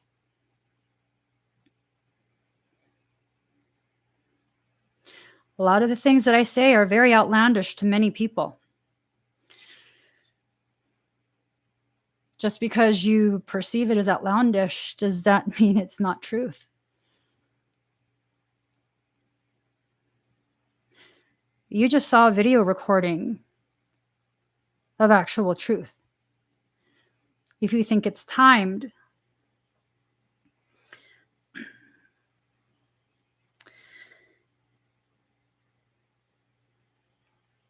let me find the other one.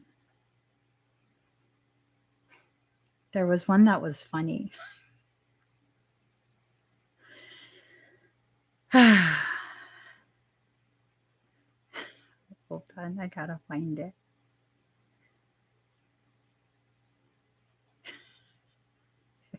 It's this one. Cracks me up. Hold on.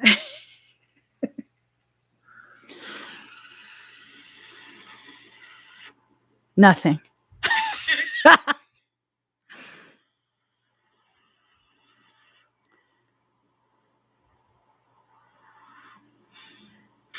Nothing. Oh. Hold on. This is not the one. Wrong one.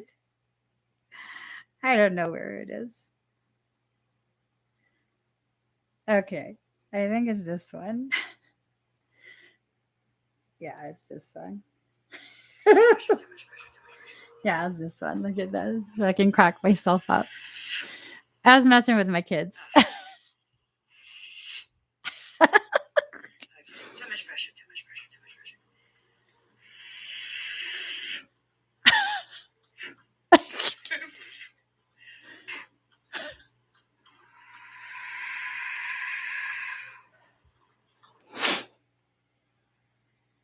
I'm not the only one that chose to be born into body. Does that scare you? Because it shouldn't.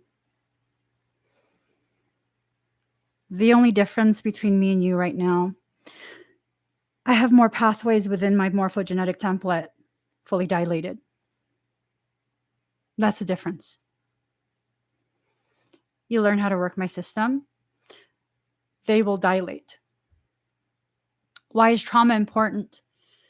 They flood your morphogenetic template with a type of frequency that's necessary to keep those pathways fully dilated. You can see me as someone who's been traumatized by life, or you can see me as someone who's been battle ready since childhood. I'm not angry or sad about my life. Every single difficult event that I have faced in life has served to keep those pathways wide open. I exist as evidence of where humanity is headed. And no, I don't see myself as above you. I see myself as someone who's waiting for you to join me and stand beside me as my equal. I'm never going to waver from that. I'm just not.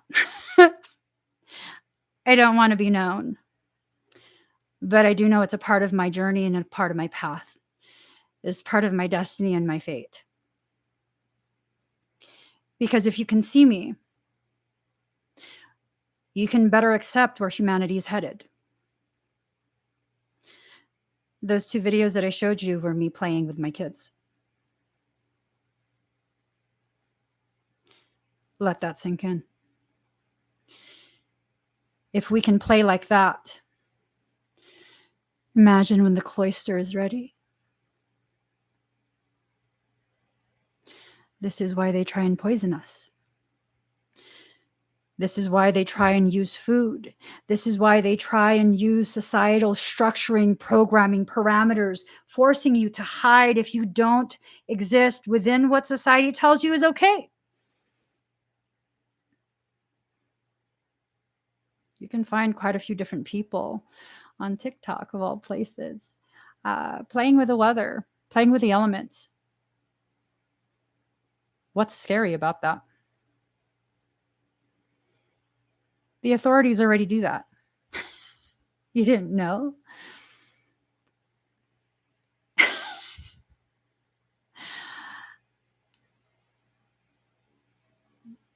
Subatomic particle excitation with aerial detonation.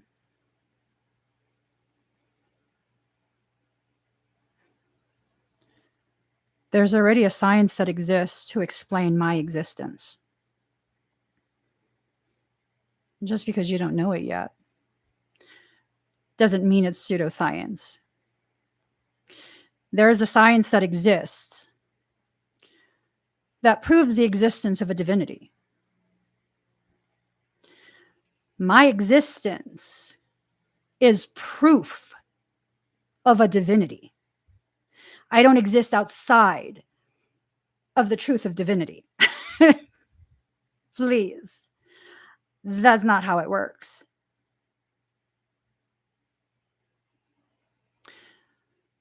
Just saying, there's a reason Michael's always with me. It's not because I'm cute. It's not because I'm sassy.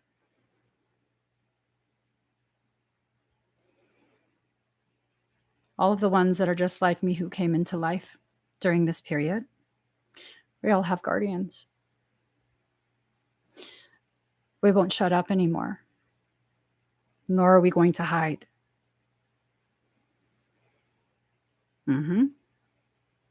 You're going to see more people like me.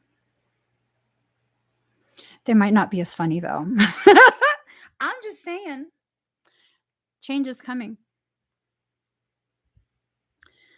The world as we know it is about to change. You can see that as something scary, or you can see that as something very, very exciting. We've already done this shitty type of existence that we have been living for how many generations? We know what it's like to be ruled by people who don't care about us. So what's so scary about allowing people who, like me, don't want to lead, don't want to rule? We want to be equals. What is so scary about allowing yourself to be open to witnessing people just like me? I know I'm not the only one. I know I'm not the only one that exists right now in body. I know that for a fact. I can feel many of them. Their templates have been activated. I can feel it.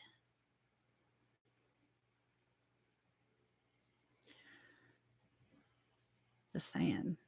Kind of tired of being the only one having to live stream. Just saying. I'm just saying. Self-acceptance.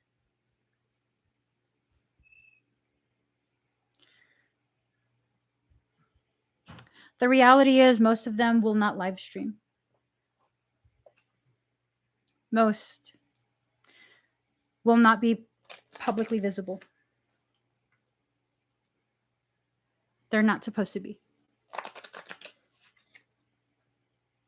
Most.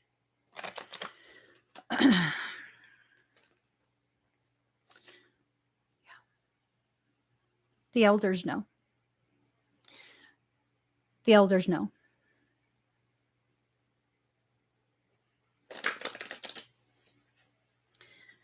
The elders have known, especially the native elders of all the continents.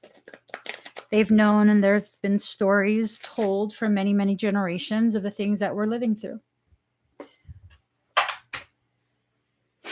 You can either choose to believe the very negative stories, aka the book of Revelations, or you can choose to listen to more peaceful nations. The more peaceful nations know how the story ends in peace. We can either choose it. If enough of you choose to join me in this desire to manifest peace, and I'm not talking about the type of peace that society tells us is peace, where you let people get away with doing things that are atrocities. No, I'm talking about a peace where we are willing to wage a war on all levels to establish and maintain. Are you aware that Lemuria possessed a type of darkness that was so absolute? And that's why they were able to establish and exist in peace.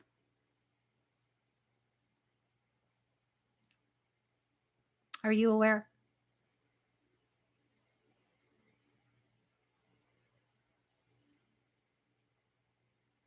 My personal cloister have existed for a very long time.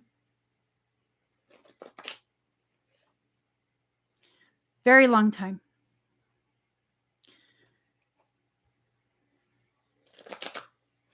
The first war is inside you.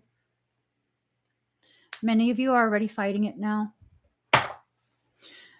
And in order for that war to finish, one side has to lay its weapons down. Contrary to what you're told, the side that's being aggressive is a side of light. It is not the darkness. The darkness conceals the things that you're not yet ready to harness. That's all. Until you reach a level of emotional, spiritual, psychological, and energetic maturity, you cannot enter into those spaces without being consumed by the other things that hide in the dark. Mm-hmm. So when you listen to people who tell you all of these really asinine things, those are words taken from translations of the CDT plates that were corrupted intentionally by my cloister. Why was it intentionally corrupted? Because Thoth stole it. He attempted to achieve immortality, which is not allowed. Not in physical form. That's not allowed. Why do you think the Nephilim are gone from the face of the earth? Not the inside. There are rules that have to be abided by. You can feel them in your heart. You know exactly what the rules are. You just don't want to hear it. Maybe at some point we have to begin listening to what our heart tells us. Are you aware the heart is nothing more than a megaphone that spreads the message through your entire body? It pumps the message encoded in mitochondria. Are you aware that you chose the family you would be born into? You specifically chose your parents and wrote Palladorian contracts that cannot be undone. When people tell you, oh, just, you got to rewrite the contract, you got to void the contract, you got to cut cords, they're full of shit. Certain things you can't undo. That whole cord cutting thing, like I said, I don't know who you're calling, but it sure as hell ain't Michael. He doesn't do that. He doesn't cut cords. Surgical precision to remove it completely. Yeah. A lot of the things that you guys are told and taught from so many of these spiritual gurus and, oh, my carpet, spiritual gurus and whatever they want to claim they are. That's up to you if you want to listen to it. It's also up to you if you want to hear anything I have to say. It's no biggie to me if you don't believe anything I say. And, people can say like, oh, you were just timing it and this and that. That's okay. I'm not trying to impress you. Yeah, no, I'm not. I'm not trying to impress you. If I was trying to impress you, I'd show you something actually impressive. That's a game I was playing with my kids. Mm-hmm. As we go through this period of challenge, allow yourself to just be who you are, quite possibly for the first time in your life. Allow yourself to really, really feel where your life has gone. Not to blame people, not to, pass it off as like, oh, because someone like didn't let me and someone this and someone that. No, when you give someone permission to make decisions for you, that's a choice that you made. You own the consequences of it. Okay. Allow yourself to truly be who you are right now.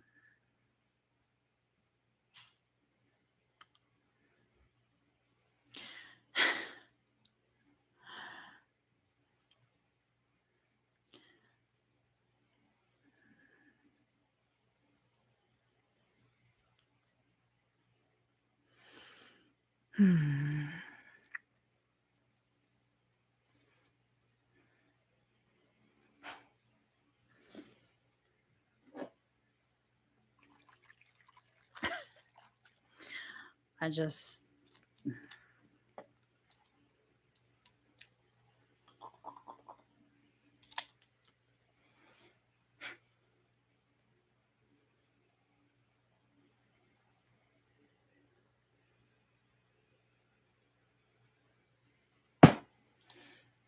just can't.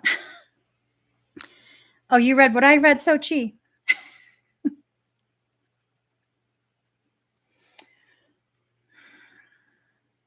Yeah, I'm done. I'll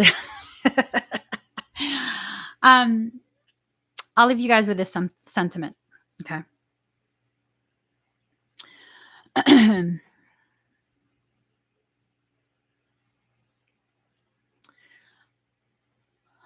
It's okay for you to have whatever reactions you have towards other people, towards their energy, towards what they write. It's okay. It's okay. It's okay for you to feel whatever you feel. You always have to remember, however you choose to behave after you feel what you feel, you're responsible for that. Okay? When you've shared your thoughts, when you've shared your stance, when you've shared parts of you and your truth, and whoever you're sharing it with lacks the capacity, lacks the willingness to truly hear you in the way that you are desiring to be heard, honor that lack and just, that's it. You don't need anyone to believe you. You don't need to impress anyone. You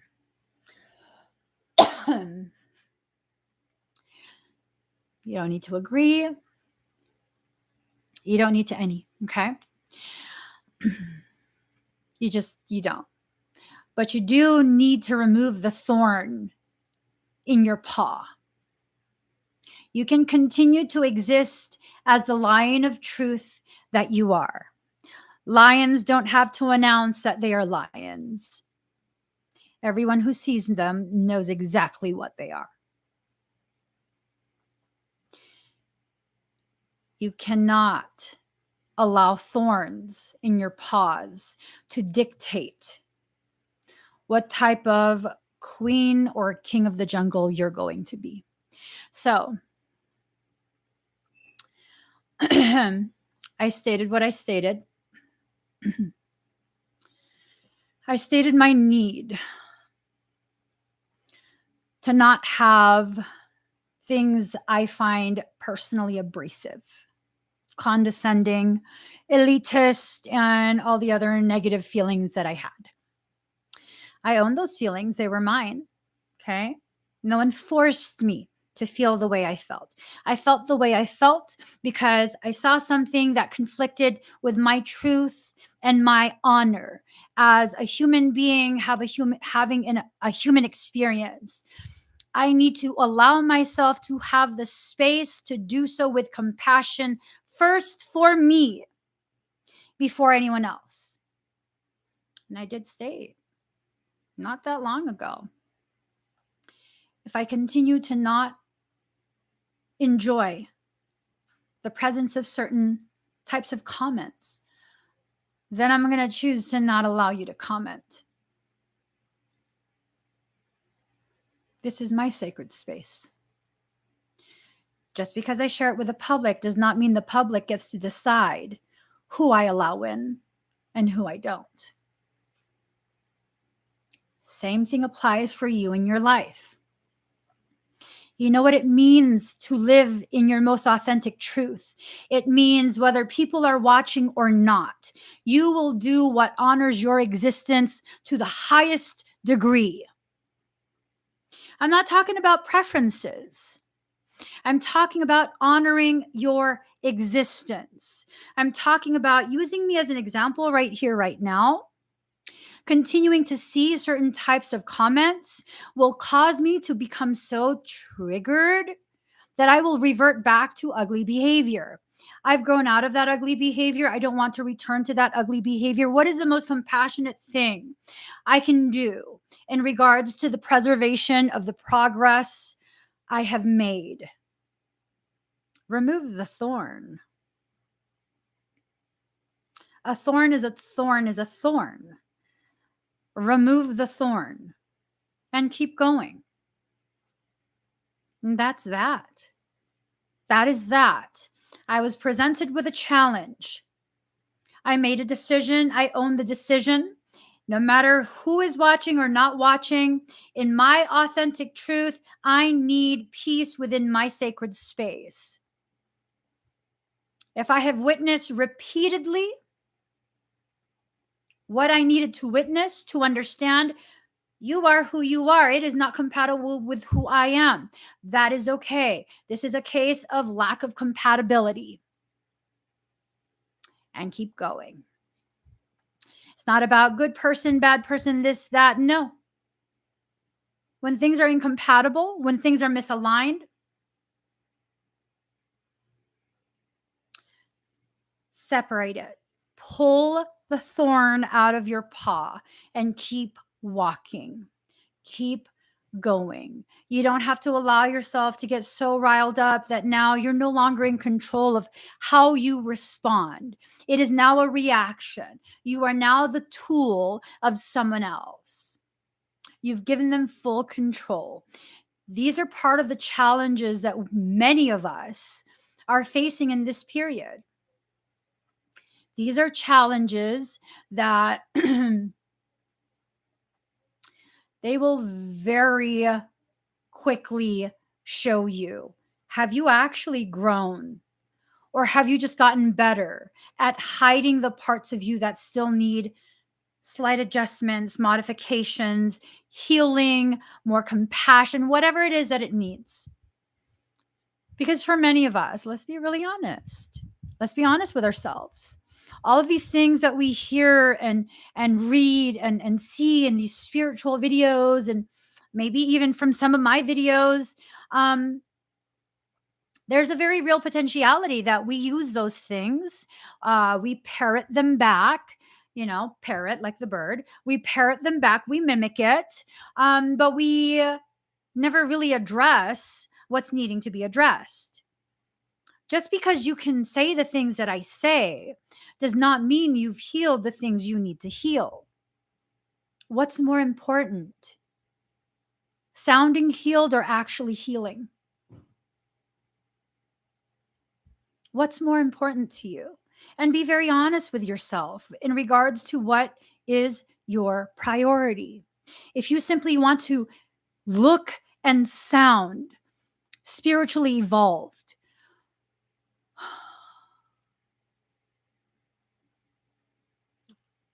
if that's your priority, you know, wouldn't you rather actually evolve yourself? How do we do that, Emmie? Involution for your evolution. You have to dive deep within yourself and your truth. Sift through the wreckage of your heart, because the reality of having a human experience, it creates a lot of wreckage. It creates a lot of wreckage. And if you can allow yourself to find the courage, not to remove the fear, but to find the courage, to find equal amounts of courage as the fear that already exists, you can then establish some sort of neutral space for yourself where the courage and the fear are in equal parts. And because of the balance that occurs in that centeredness, you can continue to sift, rebuild, reestablish your true identity, your sense of self, all of that. Here's the beautiful thing, Sochi. She says, I just want to grow into who I'm supposed to be. You've always been that from day one. You've been that. This entire human experience that you're having, it's not about you growing into who you're supposed to be. It's about you growing into the understanding and acceptance of who you are. This is who I am. Some people will like me, some people won't. Is any of that my concern? If I allow it to affect the way I see myself, absolutely it is. Even the people who see me in a positive way could negatively impact my journey and sense of self. How can that happen? They see you in a positive way. Well, because if I allow your perception of me to cause me to perceive myself in the way you do, I might be missing a very key component to my growth. I might be missing a very, very important lesson. One that will help me to better understand and better accept things that might be very difficult for me to understand and accept. You know, it's just one of those things. It's just one of those things. When you allow someone else's perceptions of you to affect your perception of yourself, it can work both ways. And it doesn't even matter whether the original perception that someone has of you is positive or negative. It's all in how you choose to receive that. How do you choose to receive the way other people see you? I still struggle with the way I receive the way you guys see me. I still struggle with that. I still worry. Is this too much? Am I sharing too much? Is this like, are people going to be scared of me? Is it this? Is it that? Like, is it for me to dictate to you how to receive me? And is it for you to dictate to me whether I should believe you or not? Because both are a violation of sovereign free will. You have the right to see me however way you choose. I have the right to receive your perception of me in whatever way I choose. Whether it's in alignment with my truth or not is oftentimes irrelevant. It is oftentimes irrelevant. And people often ask me, like, Emmie, like, how do you not see who you are? Okay, first off, I wasn't created with lack of confidence or lack of belief in self or lack of self-worth. I was perfectly designed to have internal mechanisms that keep me from becoming so full of myself that I forget what I'm here to do. Do you understand what would happen if my ego didn't function in the way that it does? If I didn't have the childhood that I did, where I never received compliments, I never received any type of feeling of being accepted or any of that. Do you know what would happen?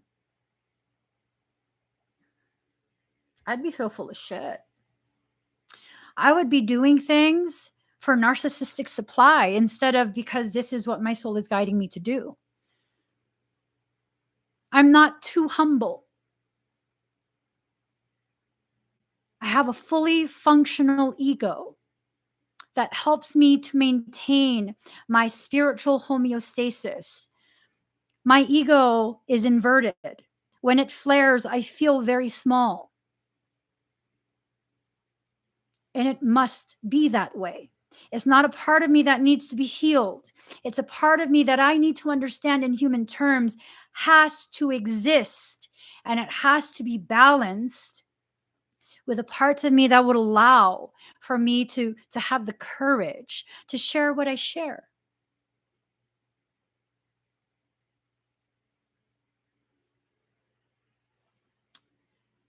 That's an internal job.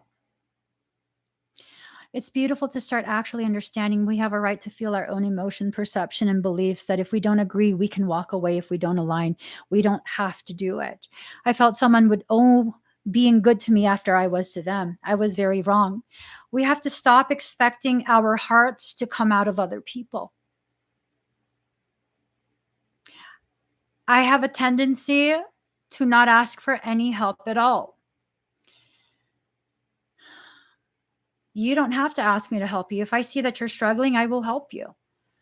I had like such a proud, oh my God, I felt like such a proud mom. Me and my oldest son, we were at the grocery store the other day, and this really old man walked, like he was walking towards us. He was trying to go to the end of the line that we were in. And his hands were full of like veggies and whatnot. You know, he was holding a whole bunch of stuff. And a package of carrots fell out of his grasp and it fell on the floor in front of him. And he had all of this stuff. There was no way for him to pick it up. Immediately, my son rushed to pick it up and hand it to him, and he placed it nicely. And I asked my son, could you get him a cart? Look, his arms are shaking. He's like, I'm like, can you get him a cart outside? And so my son rushes to go get a cart, and there's this woman who was in line in front of us. We're all waiting for registers, and she's looking at me like, through her mouth, like, I'm sorry, that's my son.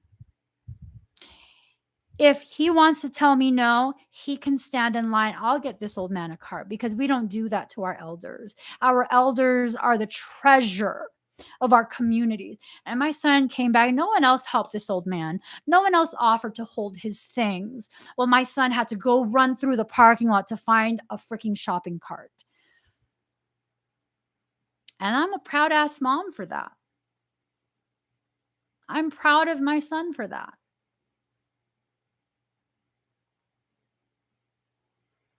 I just am. It's not unfair of me to expect my heart from my son. He is my heart. He is a fractal of my heart existing outside of me. It is not unfair to expect me and how I've raised him to come out of him. It would be unfair if I didn't raise him to be authentic like I am authentic. Then I can't expect that of him. I raised him to be true, not perfect, true, authentic, a real person who understands real people exist outside of him, and we all have needs. And you don't necessarily have to ask for help. If I see you need help and I can help, I'm going to help you. Maybe if more of that existed in the world, we wouldn't feel as though we're expecting our heart to come out of someone who isn't us. That's the world we're bringing to fruition. Not by asking, but by serving as a template. All you have to do is open your eyes and see. That's all you have to do. Open your eyes and see. It's already been started. It has already been started. And when you allow yourself to begin losing the fear of people will think I'm weak, people will think I'm stupid, people will take advantage. You know what? When I feel like I need to help you, and what really fucking pissed me off about that same person commenting earlier about like, oh, I've fed people before and then it turned out they didn't really need help. It's not for me to decide whether you need help or not. It is not for me to decide that. It is for me to listen to my heart. Does my heart tell me I need to help you? Does my heart tell me I need to feed you? Yes. Okay, I'm gonna feed you. Oh, you don't need food? Well, you look hungry. Here's food. Don't worry about it. I'm out. My heart tells me to give you $5. Do I need to grill you about what you're going to spend the $5 on? No, I don't. Oh my God, Emmie, you might be supporting a drug addict. Well, guess what? They're coping with something you don't understand. I'm not going to add to that. If my heart tells me you need $5, I'm going to give you the $5.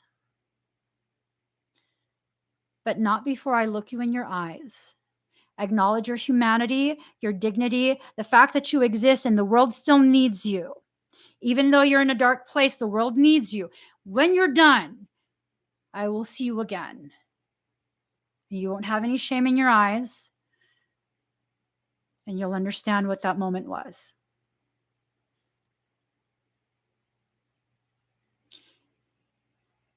Can more of us please exist that way?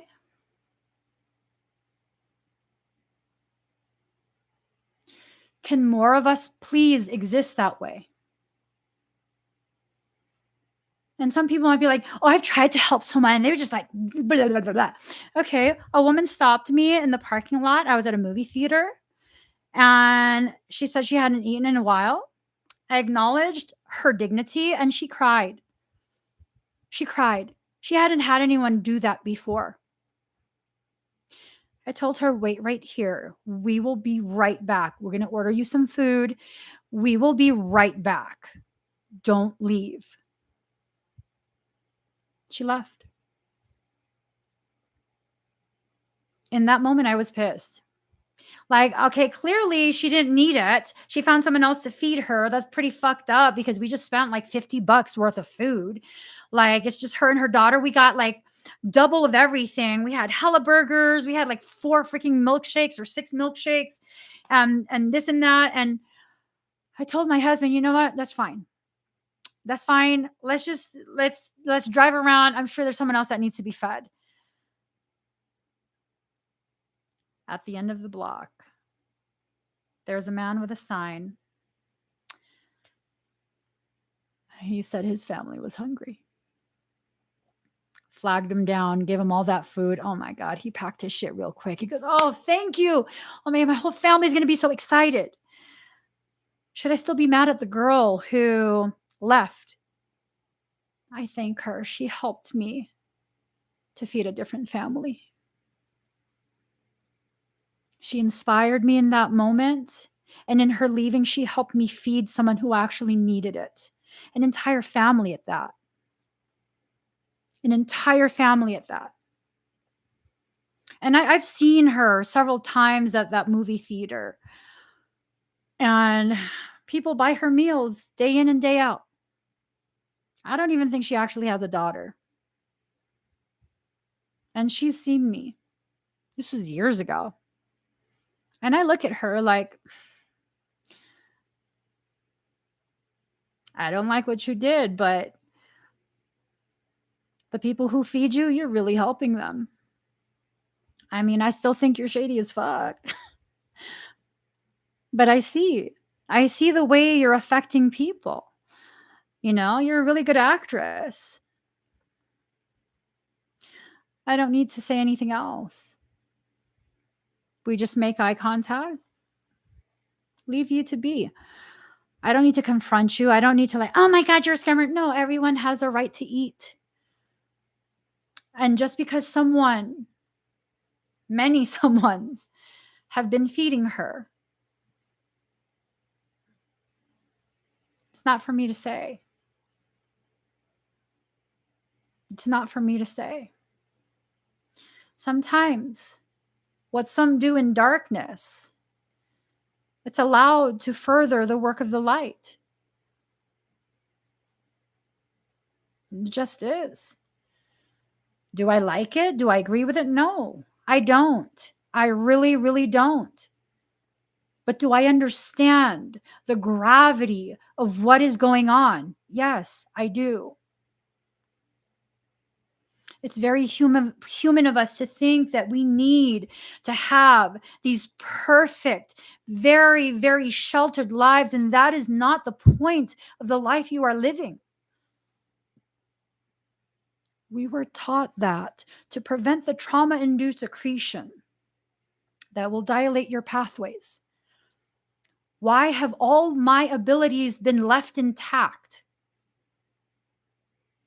My life was pre-planned with tremendous amounts of motherfucking trauma. I almost died at birth. I almost took my mom right along with me. Twofer. It was a twofer. We both almost died. And some people might be like, oh my God, she's so morbid. Would you rather I cry? I mean, it's been over 40 years. Would you rather I cry? Is that the appropriate response?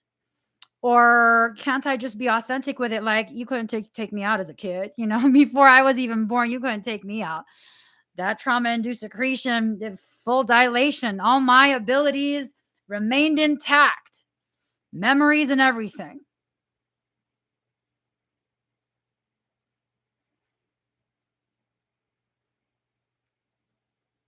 It's just one of those things. It's just one of those things. I don't need to understand to accept the things that my soul gives me, whether it's people and connections, whether it's events, circumstances, experiences, whether it's painful, whether it's happy, whether it's healing, whether it's stillness, whatever it is. Be fully present for your life. Be fully present for your life. It's time to self-heal. It's time to self-love. It's time to let go of the ways in which society tells you you'll accomplish those things. I promise you, society was wrong.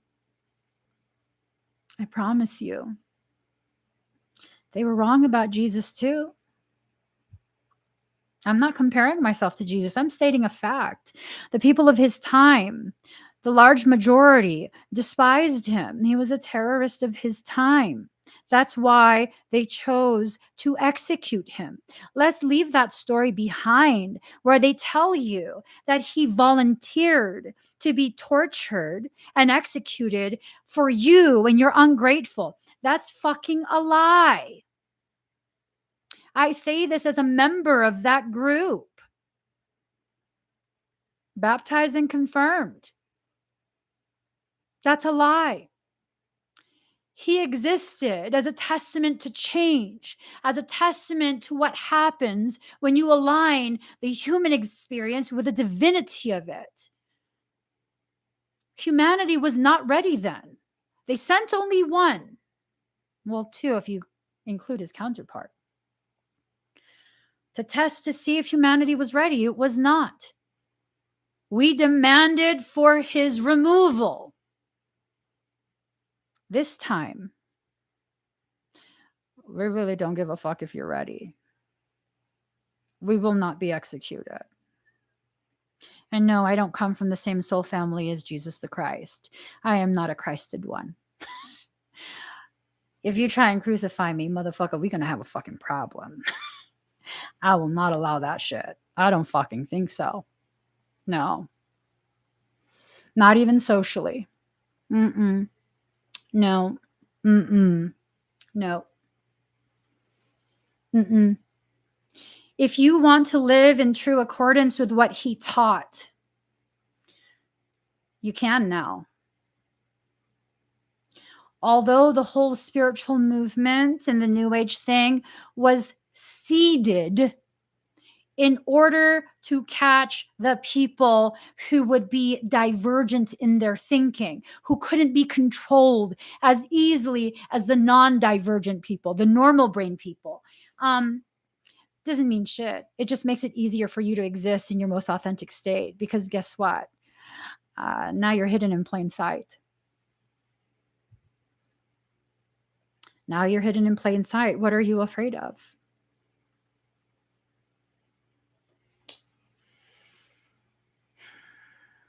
I choose peace, but don't get it twisted.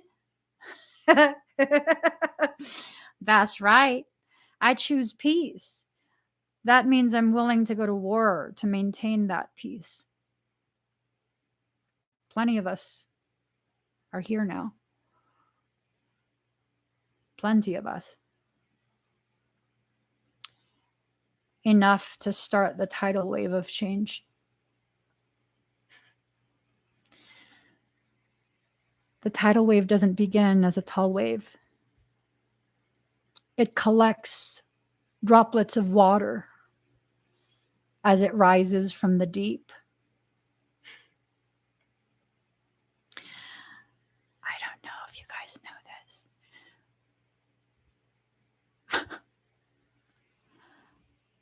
Whatever was released, that was the trigger.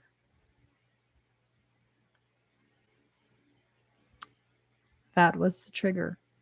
There's a series of events that will take place that I don't care to talk about. Why do I not care to talk about it? Well, because they're not cemented. They need you to continue to believe those events are cemented so that you can bring it to fruition. Tell me that's not some fucking covert ass shit. Yeah, no, they need you to believe those events will take place in order to accrue the type of manifestation energy that is necessary at the levels that are necessary to manifest those events. How do we stop it? Stop complying.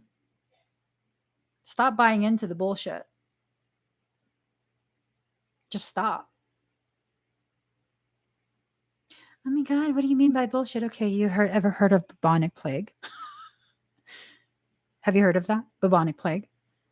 Like, they didn't even need to put that on the news. Like, people were really keeling over, like in the streets, like burning bodies. Yeah, to prevent the spread. That's when you know it's like for real, for real, for real. It's nervous laughter because this is a really morbid topic. Humanity was able to bounce back from that. Yeah. Have you ever heard of thieves' oil? Thieves, like the crooks, you know, thieves. It's a blend of oils. Why do they call it thieves' oil? Well, because this was the blend of oils, essential oils, not synthetic. This was the blend of oils that was placed on the rags that these grave robbers had. Yeah. They would rob the graves of people who died of bubonic plague. And they got away with quite a bit of it because everyone was afraid to have anything to do with anyone who had the plague. Mm-hmm. And they didn't catch it. Why? Because of thieves' oil. Yeah. Mm-hmm. I'm saying this is someone who was going to enter into the medical field. Yeah, the original plan was to become a cardiothoracic surgeon with a secondary specialty in neurology. Yeah. And then I was also going to highlight as an ER doc just for shits and giggles, you know? Yeah. Um, yeah. And then I had kids, and every time I would try and go and finish off my credits to matriculate and go to medical school, I would have another kid. And so finally I was just like, okay, maybe I'm not supposed to finish school. Maybe. And then what really did it in was because one of my kids caught RSV. I don't know if you guys know what RSV is, but it's actually it's oftentimes fatal for newborns and the elderly. Highly communicable RSV. And usually when people get RSV, especially if they're newborns, toddlers, primarily newborns, they're usually needing to be hospitalized. They go into respiratory distress and they usually succumb from that rather quickly. And they usually take upwards of like 3 weeks to recover. They experience some pretty pronounced respiratory injury from it. My kids had confirmed RSV. They were tested. Confirmed RSV. They're all toddlers. I came back 3 days later. The doctor expected us to be in the ER that night. You tell me what I need to look for. What are the signs of respiratory distress? Traction of the ribs, pulling in the rib cage beneath the belly, this area. I can't do it. But if this starts sinking in, that's probably respiratory distress. You need to head your ass to the ER. Don't fuck around with that. Don't fuck around with that. That goes downhill real fucking fast. Once you start seeing those things, 911 call. That's a 911 call. So I knew what to look for. And I used completely all natural things. Went back 3 days later. Doctor asked me if we went to the ER. No, we didn't. She listened to his lungs.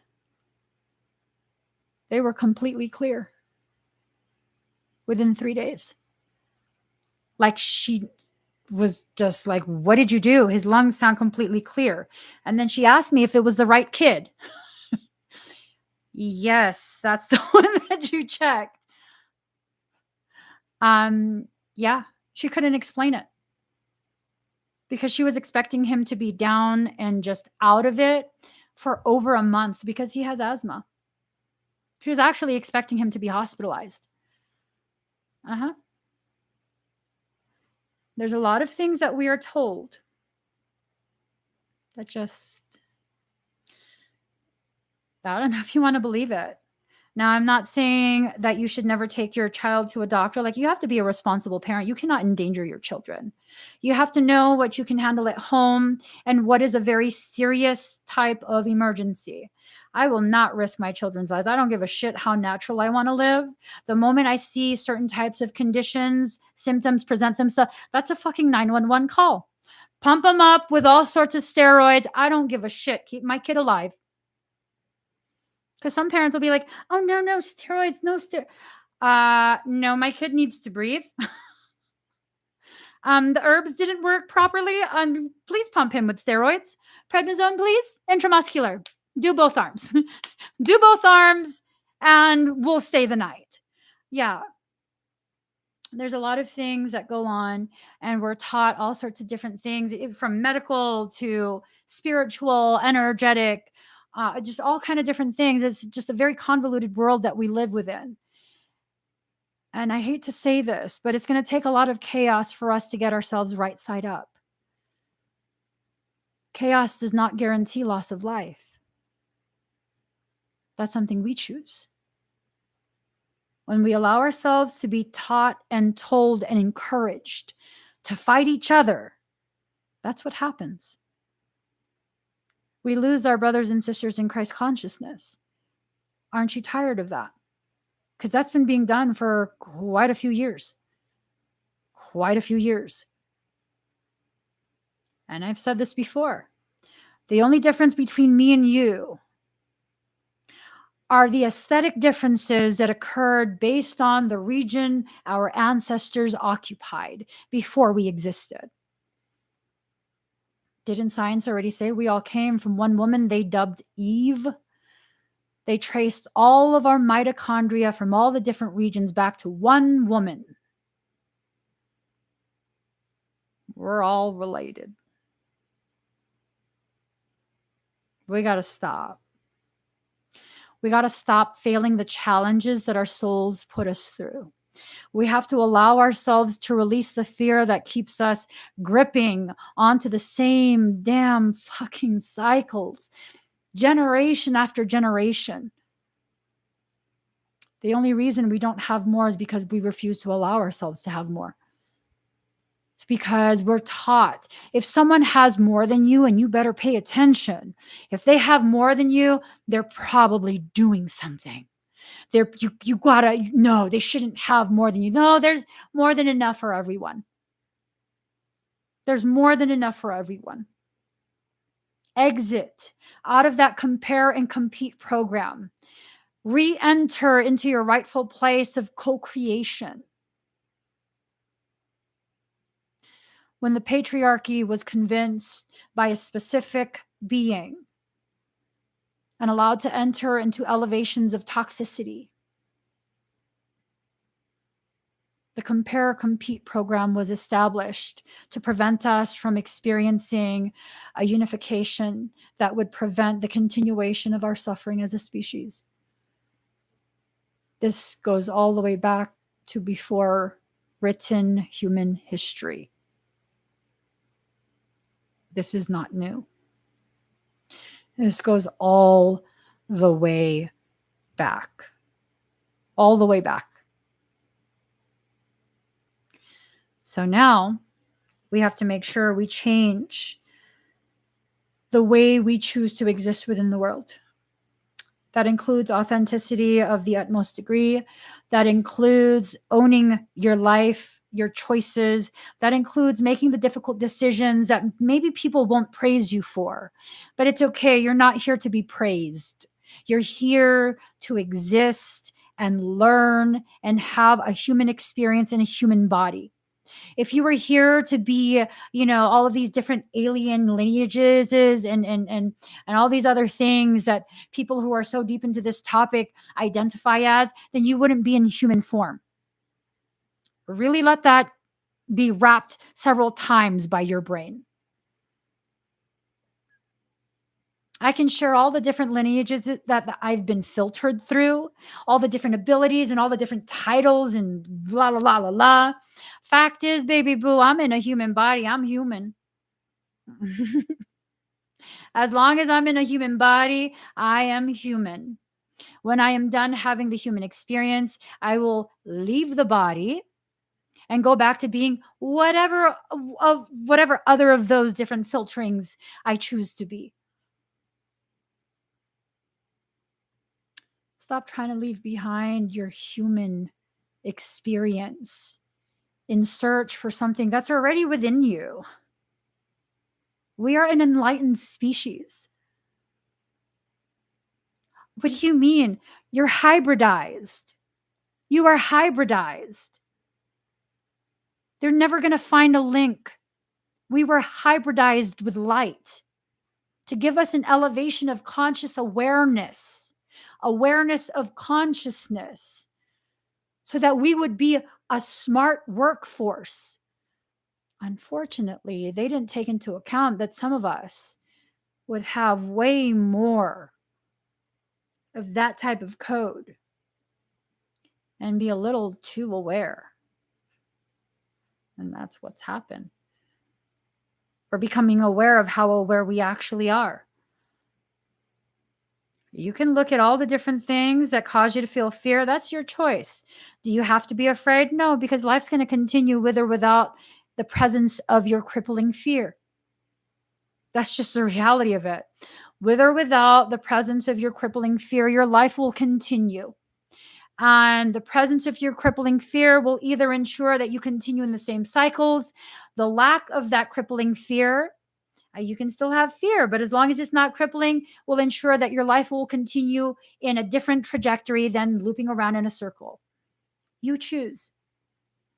There was never a need to completely eliminate the fear. The fear is part of our terrestrial lineage. The fear is the very thing that brings our attention to the things we need to pay attention to. Not necessarily because we're in danger, but because our soul is trying to get our attention. It's up to you what you want to do with that. It's up to you what you want to do with that. But just know what you do with that, what you do with your life, which you are free to control or give the control to someone else. It will affect your entire environment in ways that you don't even understand yet. So choose change. It's scary. It really, really is. You know how scary it is to go from region to region, just driving, and not knowing if like the region you're entering will be hospitable to you because you look different. You're a different type of brown. You have different eyes. You have a different forward projection to your face, a different height, different culture. Do you know how scary that is?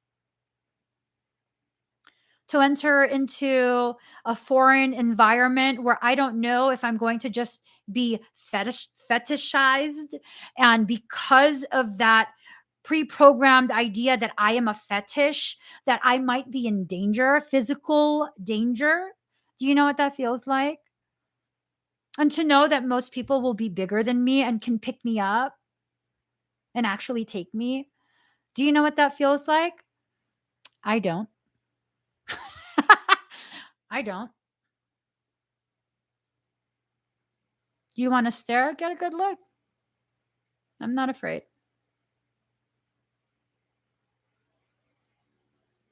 Is it just curiosity? I can feel.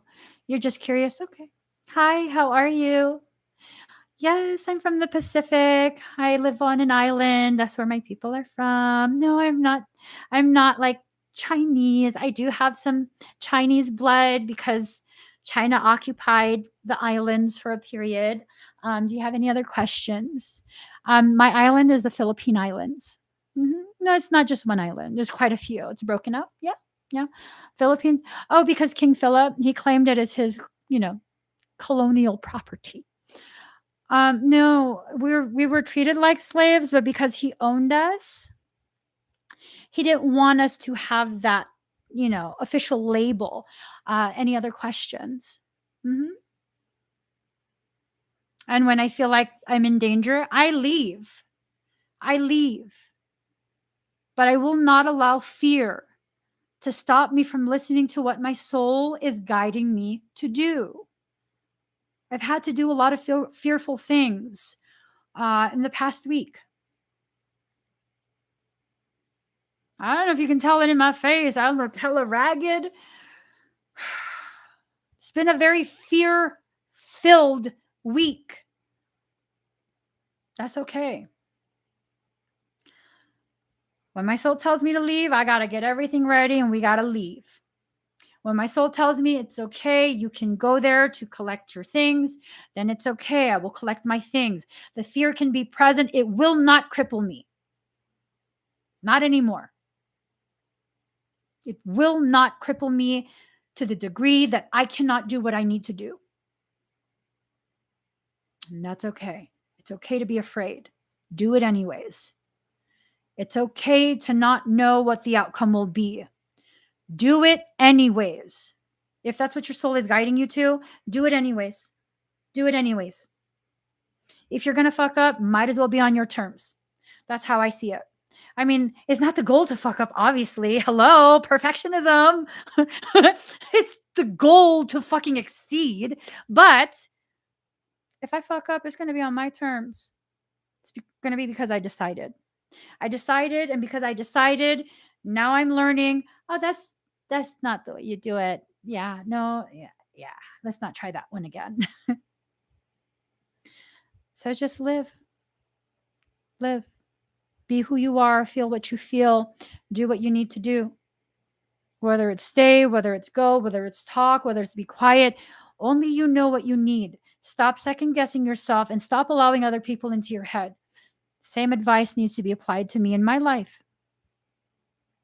It's the same advice I need to give myself. we're actually not very different from each other.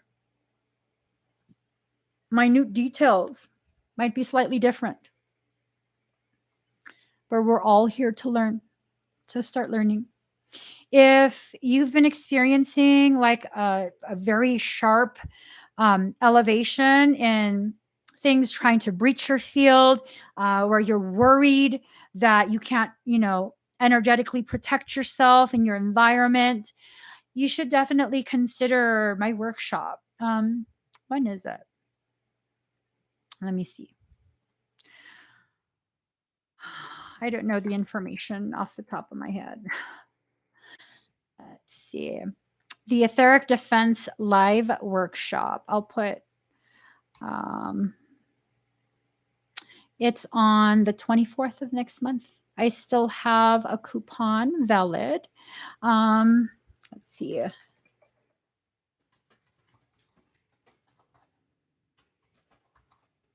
Oops.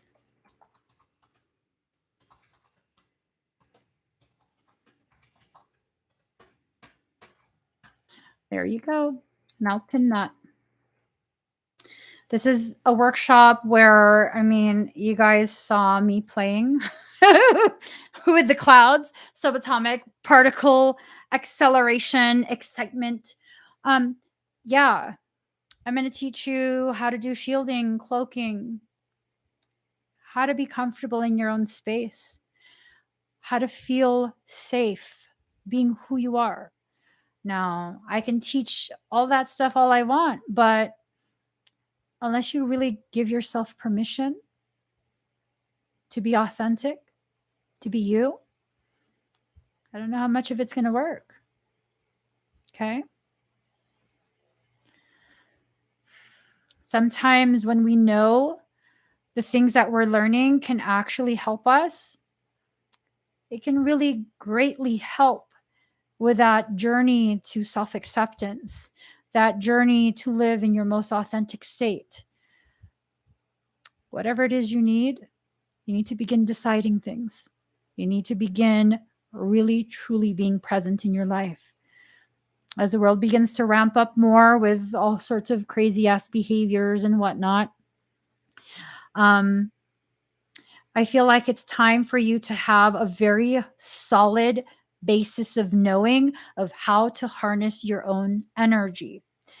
You might wonder what's the difference between what I'm going to teach and, all the other things that people can teach. Well, unless they understand the structures that are used to bypass the locks that exist between the harmonic universes, then they can't teach you what I'm going to teach you. And an FYI, Reiki uses frequencies from harmonic universe 1, which is dimensional levels 1, 2, and 3. My system, base level, 12D. There's no comparison. There's just no comparison. This goes down to your morphogenetic core. This is core template work. That's the minimum frequency that you use in the Kokoro 33 system. 12D. How do you do this? That's for me to know.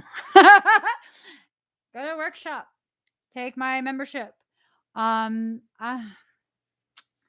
I want to do another round of my certification program.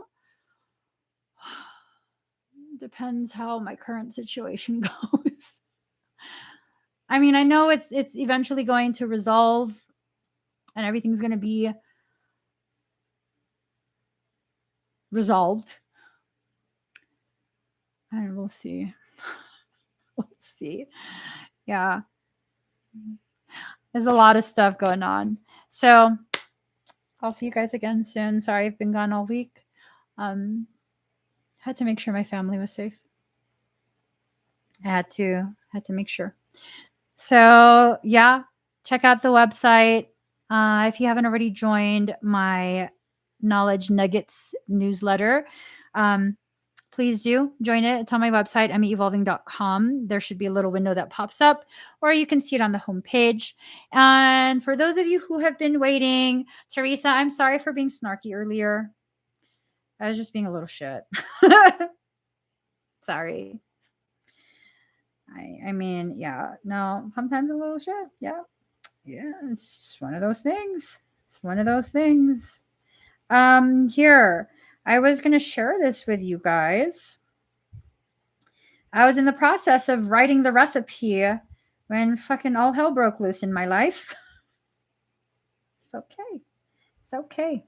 Look at this. Look. Mm-hmm. Mm.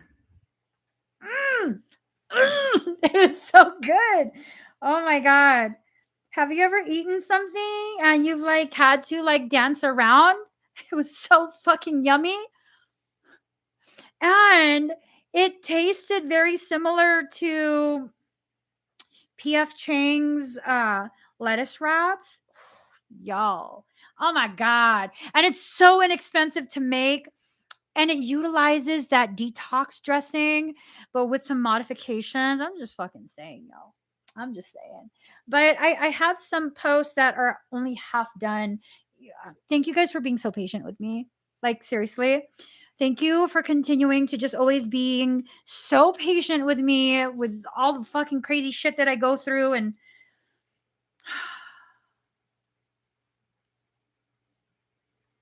you guys really truly make me feel like it's okay to be my chaotic self.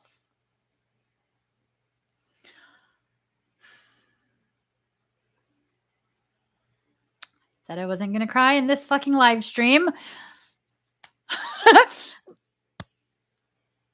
That hurt. I'm not going to cry in this live stream just because I don't feel like it. Oh well. But thank you guys for everything that you do without even realizing that you do it. That's some real shit for me. That's some like really real shit for me that I've never had. I've never had that before. So y'all have no idea how much your presence and your patience continues to heal the parts of me that I really didn't. I just kind of figured, I'm just going to be a fucked up person my whole life. Nah, not really fucked up, but just like, just be lonesome. I was okay with that. I was okay with just being lonesome and being weird. And people seeing me as a lonesome, weird person. And what I'm saying is thank you. Thank you. Michael says you can express gratitude without having to explain your trauma. Okay. Thank you. I'll see you guys again. Hopefully I can go back to regular schedule tomorrow. I don't know. We'll see. We'll see. I love you guys. And I still have to post all the crystals and stuff. And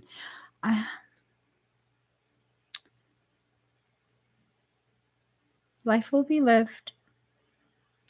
The crystals will be seen when the crystals are seen.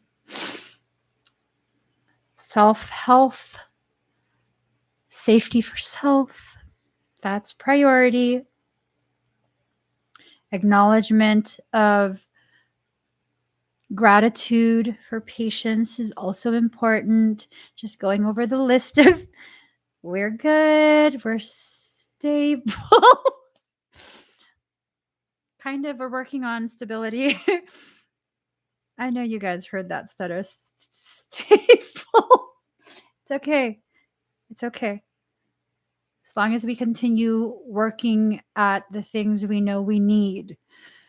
And that's why it's important for me to still do live streams, even when I'm not, running at my optimum.